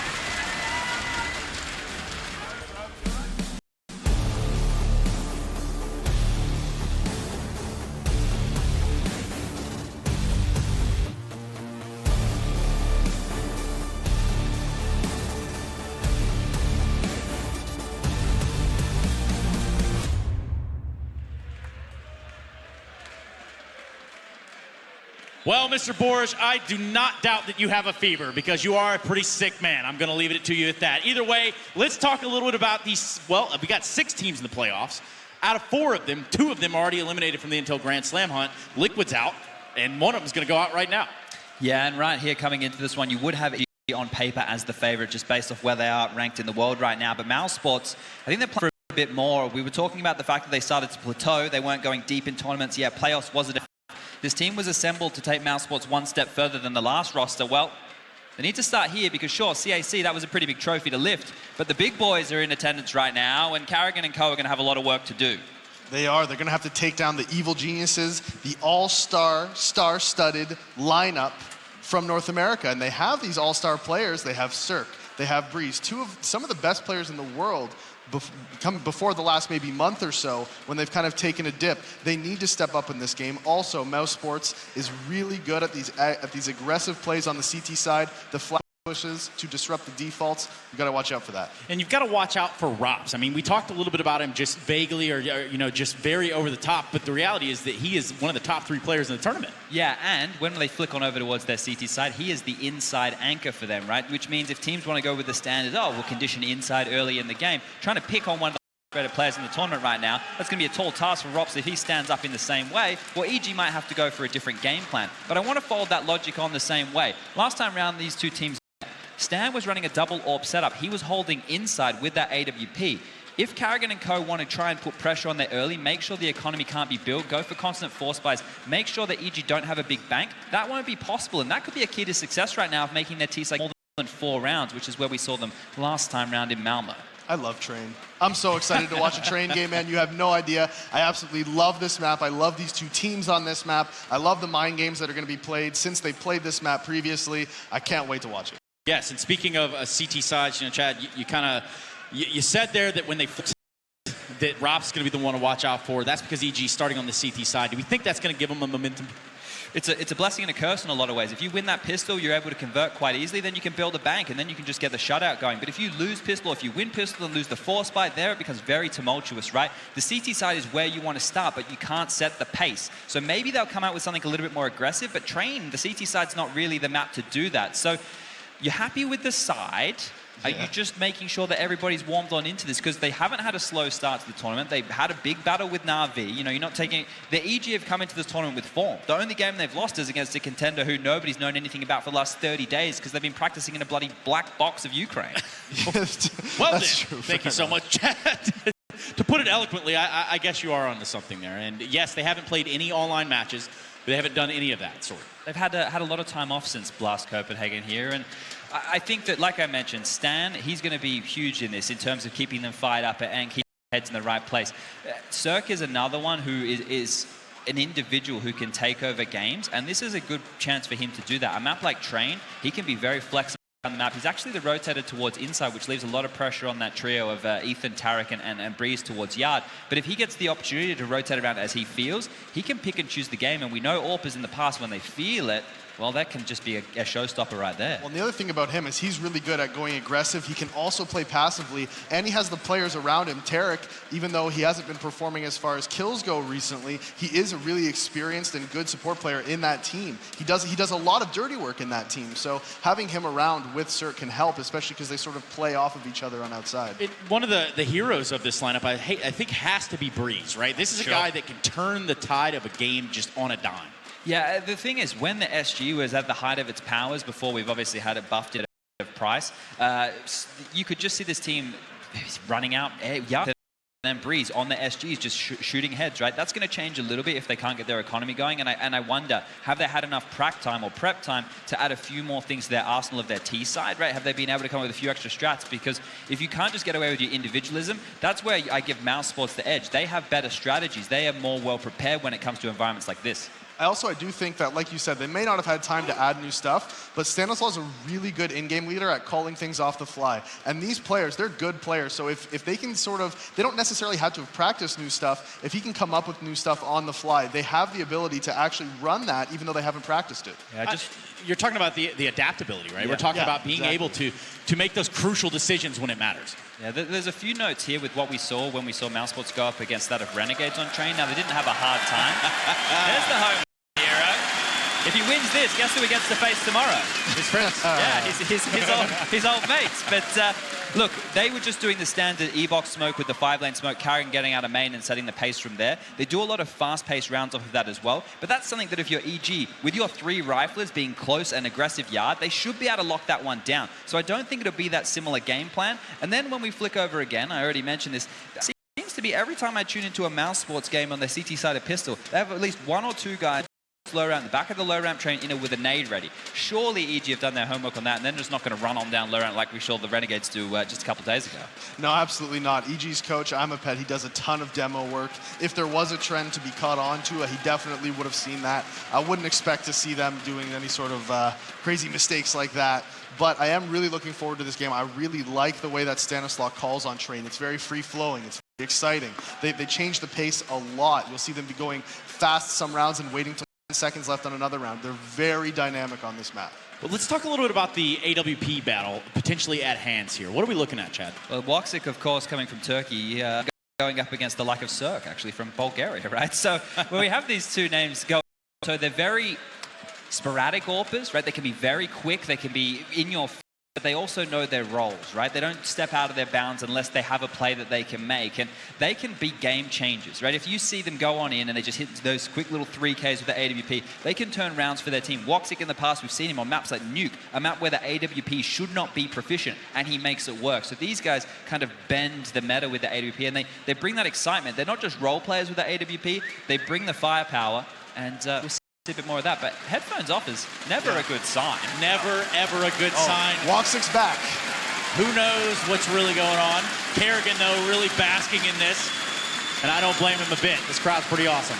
They are, yeah, but Cirque, let's go back into that a little bit. I want to go back and touch on that Oppers a bit. Cirque has been, without a doubt, over the past 6 months, I'd say one of the best Oppers in the world. Unfortunately, if you're an Opper in the world, you have to contend with the likes of Simple and Ziwu, so it's hard to take those guys on. But statistically, he's absolutely been one of the best players in the world. He's actually outperforming Breeze as far as the rating goes and the stats goes. So that is huge for them. And like you said, it's going to be a ask for Woxic to step up to the plate and able to take on an Opper like Cirque, especially on a map like Train. Especially when the comfort levels are most likely there. I mean, for me, I look at this matchup and you see Train come out as that first pick. You see EG starting on the CT side.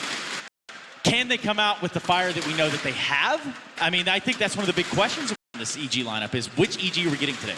I think if Mousesports go with their standard quite fast play off the bat and EG are hitting their shots, that's kind of what they're going to want. They get to warm up quickly and they get to play against heads-up Counter-Strike. So if you're a team who's based on individual prowess, that's going to help you snowball into this game. But the both can be said either way, right? If Mousesports are going quick and they're able to snowball, this could be a fast one. It could be. I'm hoping that it's exciting early on. Like you said, we've got fast-paced teams, so this is going to be good. This is where it begins. Geniuses versus the Mousesports right here in UNSA. We are in the quarterfinals, and we are ready to kick this one off in a big way with Henry G and Machine. Thank you so much, Trace. Yes, an honor to be able to bring you the action and break it down live. Mousesports. What a clash, and so interesting that it doesn't quite add up. EG coming in as favorites in many's eyes, and yet Mousesports undefeated by the North Americans. It's absolutely true, Alex. Here we go then, ladies and gentlemen. Quarterfinals, EG versus Mousesports. Let's get some noise going. Let's get some energy as Mousesports make their way in towards the pod dog here. It's going to be a fast approach towards outside, and here comes the split. The smokes are down, and the bomb site is open. It's a way in. Not a single body drop, though. EG capable of the retake. Still utility on Tarek. Bomb in. Stan and Breezy will be arriving from Pop Dog. Chris already having somewhat of a duel with Sug, but the bomb's down. He's battling Ivy. This clock, it will rot fast. They're going for the totem drop, and they have been wrecked. Easy for Woxic to deal with. Chris J still keeping Sug busy. They're running out of time here, Hank. That was a lovely approach there from EG. I've never seen on a CT side to drop down like that, but it is going to be a 5-on-3 now. You're seeing lots of damage being inflicted towards the North Americans here. Just poor old Ethan remains. It's absolutely perfect there. The outside execution, 2 smokes either side of the bomb site there, 2 going down the pop dog, finding all the frags required. It was a nice reaction from EG there. Like I said, we haven't seen this before on a CT side. It was a nice idea, but they even staggered the boost. Just swats them away, no problem whatsoever. And we are going to calm down a little bit, Alex. It's going to be a little technical timeout here, but what a way to kick things off. Mousesports on their T side here on Train, their pick, and they managed to get a sweep in the pistol. Will we see the force buy in the second? You can then bring out 3 scouts if you want to with a couple of CZs there, but chance to think about this now as we'll calm down and work out what the technical issue is. Yeah, they're going to be just figuring that one out, but especially on Train, is it safe to assume that it's much more enticing for the CTs to just ride that second round out and come in with a bit more of a capable round? I mean, yes, CZ's a couple of spots, but this is a long-range map, and we're seeing AKs already coming into that second. Yeah, I think you might be right. Could be better off just taking the full eco at this point. Some rivals in the next round. We'll see which way they're inclined. They currently have $2,000 per player. Didn't find a single frag there. Had it come down to a 1v1 and actually got some extra money from those frags coming through, they might have a few more options, but generally speaking, it ain't looking too good for EG in this second round. You're absolutely right. The rifles are coming through. We're seeing plenty of Galils purchased at this event. That's exactly what Karrigan has brought to the table. As we get 2 Galils, 1 AK-47, frozen with the MAC-10, and the round 2 coming through. It is going to be the force buy, can confirm that. Tarek brings out the CZ. There's the scouts I mentioned before, a very powerful weapon on Train, but it's difficult to operate with. You're mainly just going for the tags there, trying to soften things up for the pistol players. That's going to be Tarek, Stanislaw, and Breezy, so watch out for those guys. Here we go, number 2, Mousesports. Surely going to slow things down here. Nothing too fast-paced required. Woxic to make his way towards the Ivy position, Chris J. Let's be listening out for sound cues towards main entrance. And in terms of the setup, 3 players towards outside for EG, 2 towards inner. Stan with the Deagle, joined by Cirque, a very powerful sniper player. He holds towards inside upper ramp.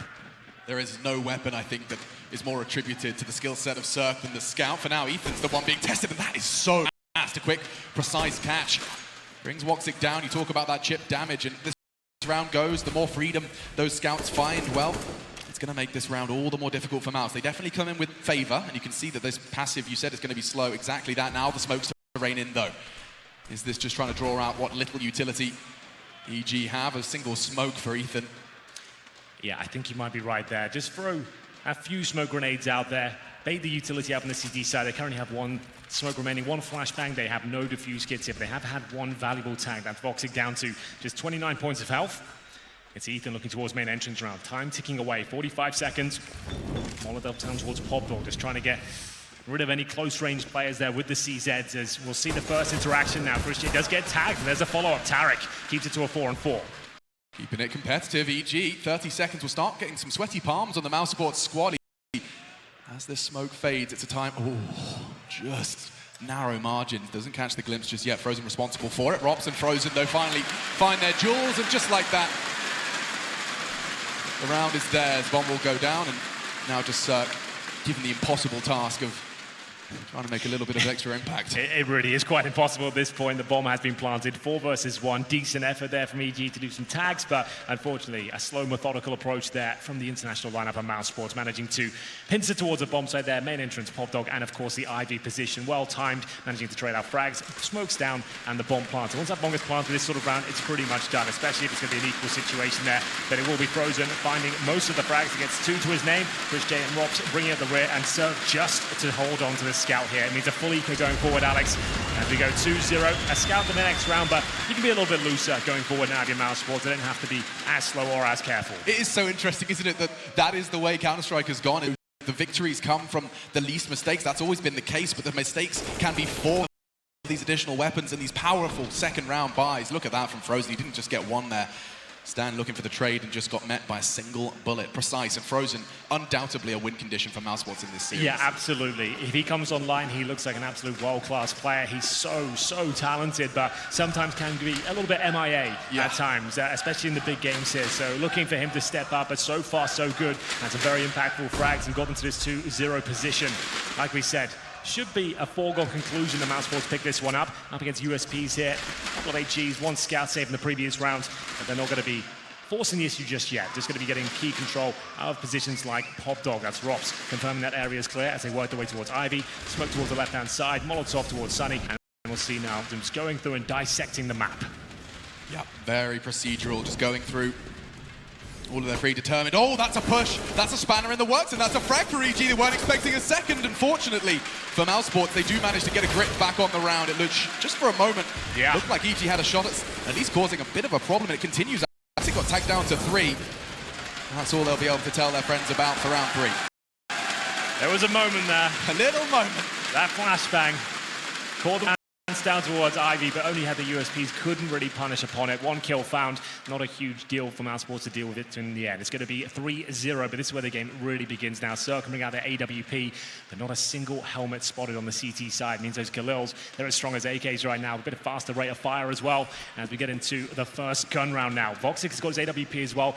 So many good plays from him this year. I'm hoping both snipers turn up and we get what we expect. Oh, you got to get a glimpse and won't quite connect the first bullet. Still alive though, down to 56 thanks to the initial utility to keep him at bay. Working wonderfully. Chris J will show presence in Pop and then evaporate.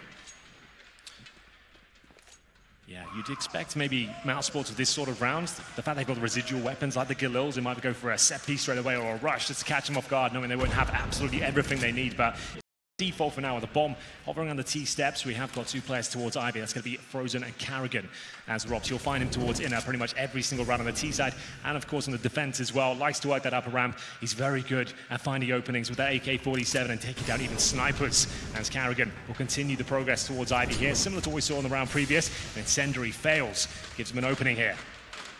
Going to be kept at bay. Similar from round before, but this time they got rifles. 2 for EG as it does look like it will be an inner finish. 2 of EG holding fast and no issues for Cirque on the first. Chris J's gone. This is dwindling for Mouse Sports in the 4th. First chance for EG to get a a taste. No issues so far. Bombs on the back of Woxic. They will slow this right down. Just hope that they can catch someone off with, well, a maneuver just like this, a boost. It doesn't often pay dividends.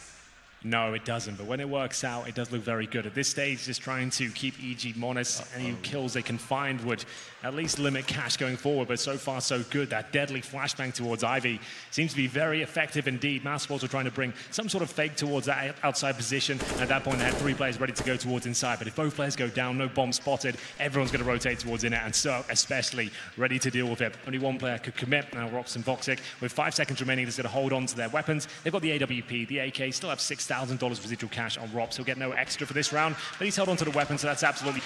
EG can't really justify a big manhunt right now, considering that was their first gun round. I want to keep it as clean as they possibly can, as now we get into round number 5. It's going to be 3-1 overall. AK-47 found for Breezy. Now, something that Des touched on, but it's worth reiterating as we venture into this first map and get our toes just dipping into Train. We will reiterate that EG have not got the strongest of trains, at least since they joined the EG organization. NRG, they were taking scalps, you know, triple overtimes versus Astralis, but yet to beat a top 10 team on this map since August. That's a very good point. Mousesports specialists on this one. It's their pick. They've got players that are very suited to the map. Voxy with the AWP, Robs towards inner. And we'll see Frozen and Chris J once again probing towards the Ivy position, but Breezy looks like he's got the perfect position, but he looks away for a split second. That's Chris J cracking things open. The Q to make their way out, make their presence known as Carrigan. He'll get the second frag here. Just absolute class on the timings as Ethan will pull one back. He's still alive towards outside, but Chris J is coming in behind them. He gets the sniper, but Ethan still battling. He's so low though, should be finished off eventually. Frozen from the backtracks. Stan thrown into a 1 versus 3. Carrigan staring at him. He has to be really clean on this first, and he is. Doesn't lose a single point of health. What's the play now? He's going to try and suggest he's going back up the ladder. Nothing's going to work out for him. Woxic handles it with ease. Mousesports bite straight back. I love the protocols of the first 2 rounds. They get a smoke, a Molotov. Every time they're committing to Ivy, there's a lot of utility. This time, it's a leisurely and very silent stroll. And it was so unfortunate there for Breeze. The fact he had the AK position there, it was ready. The crosshair looked perfect. He looked away for a split second, and of course, if you do that in CSGO, that's the moment they come swinging around, and he couldn't recover. Down he went. That was a cue for everyone to fully commit towards outside. Chris J managing to make his way from main entrance as well and make things very difficult indeed. Now, indeed, they did actually have a full clean sweep in the previous round, but it's 4-1 at this point. They're going to take a tactical timeout. They have about $4,000 per player, so they will limp into the round. They had $5,000 on Ethan. He'll be able to drop the AWP for Cirque. For Mas, for Tarek, it really is far from ideal. Utility taking a bit of with Ethan just with a decoy there. It's something better than absolutely nothing, I suppose. Might be able to yield him a frag with a bit of a bait move. We'll see whether they can win this one. If they lose this round, it'll be 5-1 with another eco on the cards there, and it could spiral out of control. Mousesports, they are looking very good right now. I mean, this is the T side of Train. Admittedly, weapons have shifted the odds in favor of the attack, universally here in Counter-Strike, but still, the CT side often favored. Building up such a lovely bank of rounds so early into this one. They've converted their pistol. If they break them here, gosh, Mousesports, they're going to have such a lovely cushion coming into their defense. Yeah, you're absolutely right there. And they know the money's low at this point. It's likely they're going to buy, but you want to be baiting out grenades here. You want to have a nice slow default at the start. You want to show presence and hopefully not give anyone away at this stage. They have to use smokes. If you start flashing towards Ivy again, that's where they've been really focusing their efforts. Mousesports, you can really take all the grenades out of their hands, then go for the final commitment.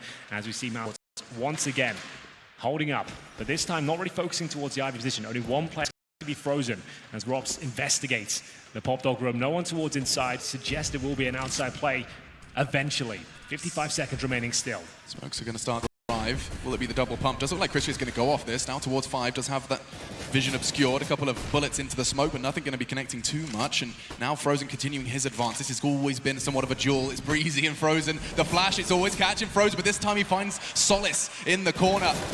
Breezy knows he's coming, deals with it. First blood drawn for EG. They needed that. But advantage, it's short-lived. Chris J into the site. Carrigan's already on the bomb, and Cirque, he takes the bomb out of the grasp of the in-game leader. Tarek from Heaven does find another. Sends, he gets it. Wow. 10 points of health, but that's a huge frag all onto Rops then. 1 versus 4. His teammates have got some low, and that one is a freebie. Ethan puts his head into the crosshairs. Now looking for the 1 versus 3. 2 tagged, it's a possibility. Tarek is still up Heaven. I wonder if he's aware of it. With 9 seconds, he still has to get that bomb down. No chance. well handled, and EG, they weather the storm and will take some nice weapon upgrades into the next. It was looking very dicey for a second there for EG, but that Ivy position, once again, it was frozen. He had an opportunity there. He comes out with the spray coming in from Breezy, thought he could actually take him down there, but well recovered and very well held from Cirque there towards the connector. It was Tarek with the lesser of the rifles there, the FAMAS up in heaven. Drop down, take some damage for it, but a clinical shot towards the Ivy area will yield the round. It's going to be 4-2. I think they've broken the back of Mousesports at this point as well. We are going to have a partial bye into round number 7 here. They're 4-2 up. They can afford to do so. So just a little bit with some deagles and a great shot from Voxic. That's towards the connector. Tarek boosted up, taken down with a flashbang from Chris J as well. It's going to be a probe towards the side alley position here as Breezy. He'll actually be taken down. Carrigan's waiting with the P250. That's 2 quick frags now, and they've still got 1 minute 25 on the clock. Can they recover the weaponry and really punish this moment? There's a little Kevlar smattering of it on 2 members of Mouse, and Zerk will take Carrigan out of his venture to pick up that weapon. So one rifle will not be retrieved, the other deep in towards connector, so neither will bit Mousesports at this juncture. For now, though, Stan, ooh, that Molotov arrives just in the nick of time. Woxic will be setting sights towards the heaven, but he's not acknowledging Stan, jumping for info. Lovely play from him, doing so safely, and now he can take the fight. Yeah, that was actually really well played, especially against the scout up there as well. He scoped in, he had no idea that Stanislaw actually spotted him. He can take an educated guess, he went up a helmet, so swings out, takes him down and brings it back to a 3-on-3. Crisis averted, at least for now. 45 seconds remaining, and they've got no grenades on the T side. They've got a Scout, a Deagle, and a Glock. Chris J with Kevlar, interesting enough, with just that weapon. He's going to go upgrade his pistol, I'd imagine, towards this Ivy position. Grab the FAMAS, that would be fantastic. Actually, the M4. 30 seconds now, looking for a rotation. If Chris J can get 1 kill here, his teammates might be able to capitalize upon it. Real chance. Look how much ground he's covering. Ethan, a complete gap, and it's exploited. Now they start to flood into the site. Chris J, he can keep them under lock and key now. Cirque, he's going to have to be paranoid. He knows Chris is around the corner. Bomb can go down. Frozen will be the one to make that happen. Cirque, Kits, weapon advantage, but now Mousesports, they can dig their heels in, and Chris J, he's not done. Another player added to his tally. Just Stan, though. And Mousesports with 2 Kevlar vests, a couple of pistols. They got it all at the jumble sale, but it pays off. Oh, that's so ridiculous. The scout pick at the start. You expect that from Voxic, but then the P250 kill from Carrigan as well. It was a nice reaction from EG there, knowing they'd lost a bit of control towards outside. Tried to regain that by pushing with the flashbang as well, but it wasn't quite effective enough. Carrigan, close range. The flash goes behind him, and at that point, he picks up the first and second kill, and in that stage, Chris J.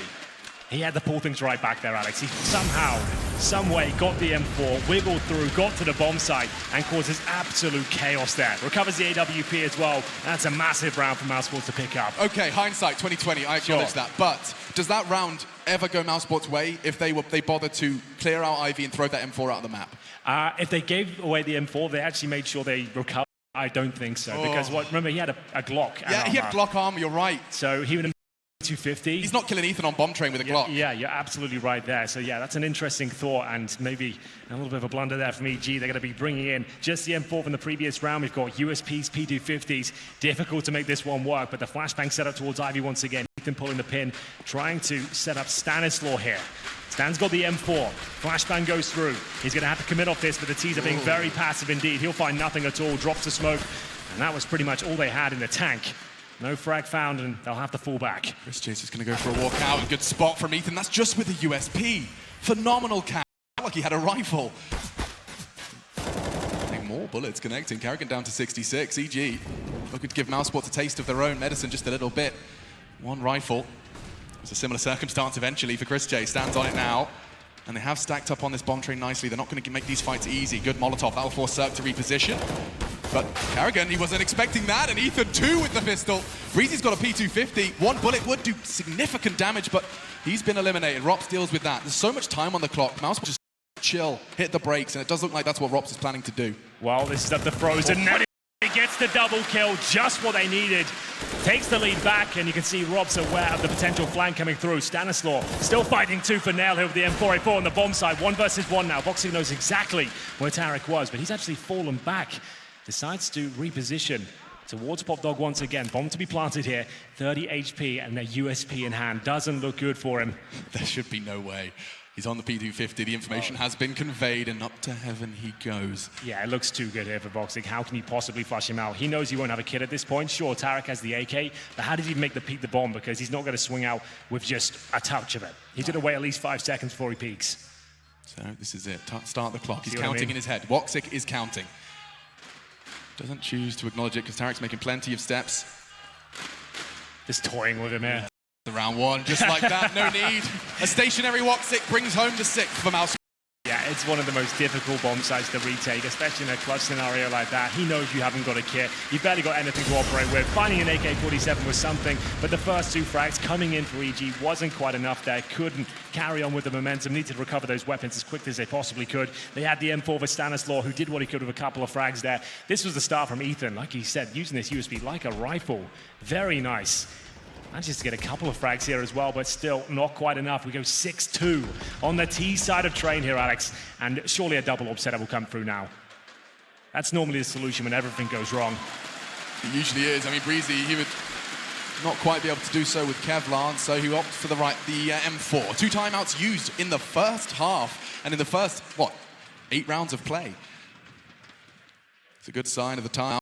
Sports. It's Ragian, of course. You can see him there behind Mouse. The coach also gets that freedom, courtesy of Evil Geniuses, just to probably pat them on the back and say, keep it good, keep it exactly the same. It's looking very good, if you don't mind me saying. At this point, though, as we've always discussed throughout this tournament, when your enemy calls a tactical timeout, you know they're struggling. They're scrambling to work out how you're attacking, what you're doing. This is the point for Karrigan right now. You're changing the pace up. They've presented a very slow default game so far. I'd love them to go for a quick execution here, just to change things up. We'll see if they've got the same mentality as we get into round number 9. 3 players towards inner, so it is going to be different.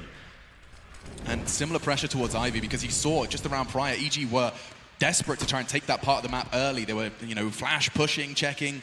So what I can gather from this initial setup is they'll be looking like a default at the very start. You've got Frozen alone towards Ivy, right? He'll be presenting the same sort of ideas, same flashbacks, smokes, Molotovs here, and then his teammates get ready to go inside. But you've pointed out something very interesting there. Tarek has the main is clear. They know they haven't got everything covered at this point, so they're going to have to commit quickly. Smokes will have to be pulled, and Frozen looks like he's going for more of a backstab maneuver than a fake. Yeah, despite that information that Tarek has gained, you can see that there is still hesitance to rotate another man in. It's just going to be 2 players to receive this assault, Stan and Breeze. Well, Frozen has committed with the smoke and Molotov. It's the same procedure, and that's the cue for them to go towards inside. Breeze, he's such a difficult position to play here. They know exactly where he is. He's stuck in the open, and Voxic will punish him for it. This is looking like a lovely from Mousesports here. Will the bomb get planted quickly? They've got a 4 versus 3 situation. Voxic as the bodyguard, making sure no CTs can rotate, but he has to plant the bomb. And there it is, the backstab from Frozen coming in eventually. Yes. This is massive. Voxic, he didn't have to get too nervous with that bomb on his back. He's continued to hold the lines because there's a timer on Frozen's push with his knife out. Tarek has his pants around his ankles, as does Cirque. Easy for Frozen. And another round secured for Mouse. You absolutely nailed it, Henry. Timeout called by your opponent. Complete change up from Mouse. Yeah, that's perfect as well. They had the same sort of approach as well, with Frozen going towards Ivy. The same utility drop. They had a couple of flashes at the start towards outside, holding them at bay. Frozen, they've been so active towards that side of the map. He just wanted to show the same sort of presence. And as soon as he did, as soon as he was spotted, that's when they go towards inside. And we saw Breezy's position there. Sure, it was good for 1 frag, but as soon as he gets 1 kill, they're going to communicate. He's in the open. He's got nowhere to fall back to, and he couldn't hold on. The smokes are too powerful there. They stifle the bomb site and the rotations by pushing down, and it's a very, very effective approach there from Mousesports. They go 7-2 up. Ethan will save an M4A4, but there's not much money at all here. We're averaging about $3,000. And Voxic getting the key frag from up top, and then Frozen. We were waiting for this backstab to come through. They had no idea this was coming, as Cirque, he tried to come back. He tried to get the quick scope going, but Frozen, he's looking very, very sharp. Enjoying his play as we get into another partial buy here. Stanislaw with the Mag 7. Things starting to look woeful on the EG side. Yeah, I mean, this game, this clash, the fact that EG have yet to be able to best Mousesports, perhaps there's a reason for it other than the gameplay. Perhaps Train's just not their cup of tea. They can't play Vertigo either. That had to be the first ban. And so the luxury Mousesports get to pick Train into them. Inferno next, that's what the North Americans felt most comfortable upon. Oh, this is interesting, Mag 7, but perfectly traded. Stan's done a good start, but unfortunately for him and his squad, the rest are just getting ripped out of the server. Last chance saloon perhaps in this round, Ethan. Nope, not today. Voxic is hitting every single shot. So what is the response here? As Chad pointed out, Train does not lend itself to aggressive plays on the CT side. The best you can really hope for is what a main push we saw from Tarek before, but as you mentioned, the fact that he got that information didn't really do much with it all.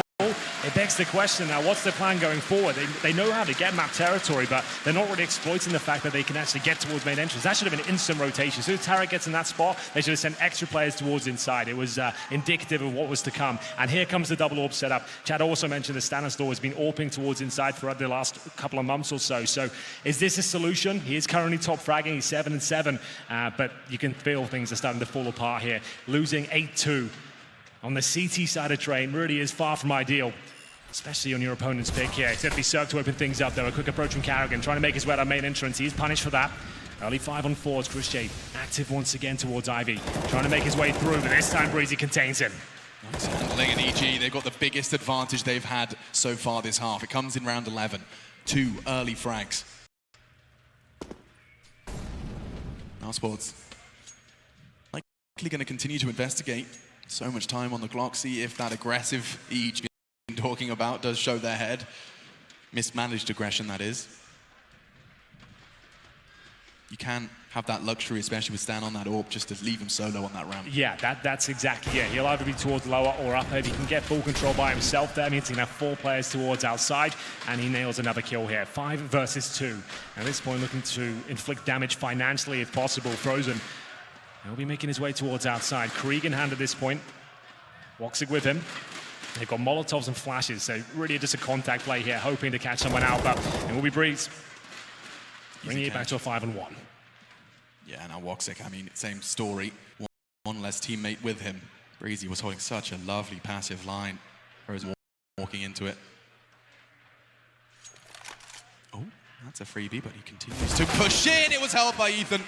And so it will be a flawless round from Evil Geniuses. They needed that, and they need more of that. That's just the 3rd round on the board here for the defense of Train. They've won 64% of their opening duels. Now, that is an interesting stat considering the scoreline. The rounds are winning as well, convincing. Yeah. They're very clean rounds here, but as soon as they lose that opening pick, it seems like the floodgates open very, very quickly indeed, and mousesports are more than happy to oblige and take them down one by one. Need to start building some momentum here. Need the 8-7 scoreline, to be honest with you. Maybe the double AWP is the solution. Gives them a bit more control towards outside, especially if Stanislaw can get comfortable. He's alone there once again. Same position towards that lower. He's got a smoke down as well to give him a bit of access, but he does get flashed off. Lucky to be alive there. Rops unable to punish initially. Tarek with control of Pop Dog, and this will be the inside execution. Knowing the AWP's in there alone, they're going to try and remove vision here. We saw it before. Maybe just choosing to actually go in together with a couple of flashbangs and not telegraph their approach here. And we have got to push from the CT side. That's served towards Ivy. Smokes, final commitment now. You can see that vision, just desperate for Breeze, sprays through, no real damage done, and they've got full control of inside here. Yeah, they wait for that mag to be opted for, get the fresh reload, and that's when they push. From behind, Ethan only going to get the first. A 4 versus 4 post plant. Smoke still distributed all over the site. Frozen's going to try and push up as best he can. He's a bit of a lone wolf there, but support towards the bomb site. Nade indicates Cirque's position, and a missed shot from Woxic. See if he can exploit that gap again. Breezy continuing to be the stealthy ninja he is, will catch the overextended Frozen. Cirque onto 1, Karrigan pulls one back, it had to be 2. And now Rops looking for a 1 versus 3, he's crawling, will find the first frag, but stands so precise, and he secures the round, I think. It's a long run. There is gonna be a kit on Stan, he's trying to find it in the smoke! No, it's gone wrong! Oh! Smoke! The smoke, he couldn't get the straight just in time. His perception just enough discombobulated. It was down to the last second. He had a shot at it. Oh, that's going to be a gut puncher, EG. They had 2 AWPs there. They managed to get the final frag. Rops did just enough there. And a 3 versus 1, he had to hit the player closest to the bomb at that point. He nails the headshot. It looked like the round was over, however, but the AWPs were so far back. Such a journey to make it to the C4 at that point. It looked like, okay, there's just enough time. Unless he found the bomb straight away, there was a serious problem, and it wasn't planted on the floor, it was on the bomb site itself, and there we have it, another round for mousesports, but the snipers were saved over. Cirque looking to take matters into his own hand. Here's Alex, he's had enough. He wants to get his opening picks now. He's not letting them run any defaults as he looks towards the main entrance. Will he get the first? Flashed off, recovers though. Nice shot. He is ravenous. This is the kind of Cirque I wanted to see today. On the quarterfinal stage, Rops is so fast though, he just accelerates. Tarek will catch 1, not just 1 though, that's the bomb. Rops a 3rd. Tarek, he's taking control of this round. Woxic pulls 1 back, silences the hero of the round for EG. 1 man left. Is there anything left to be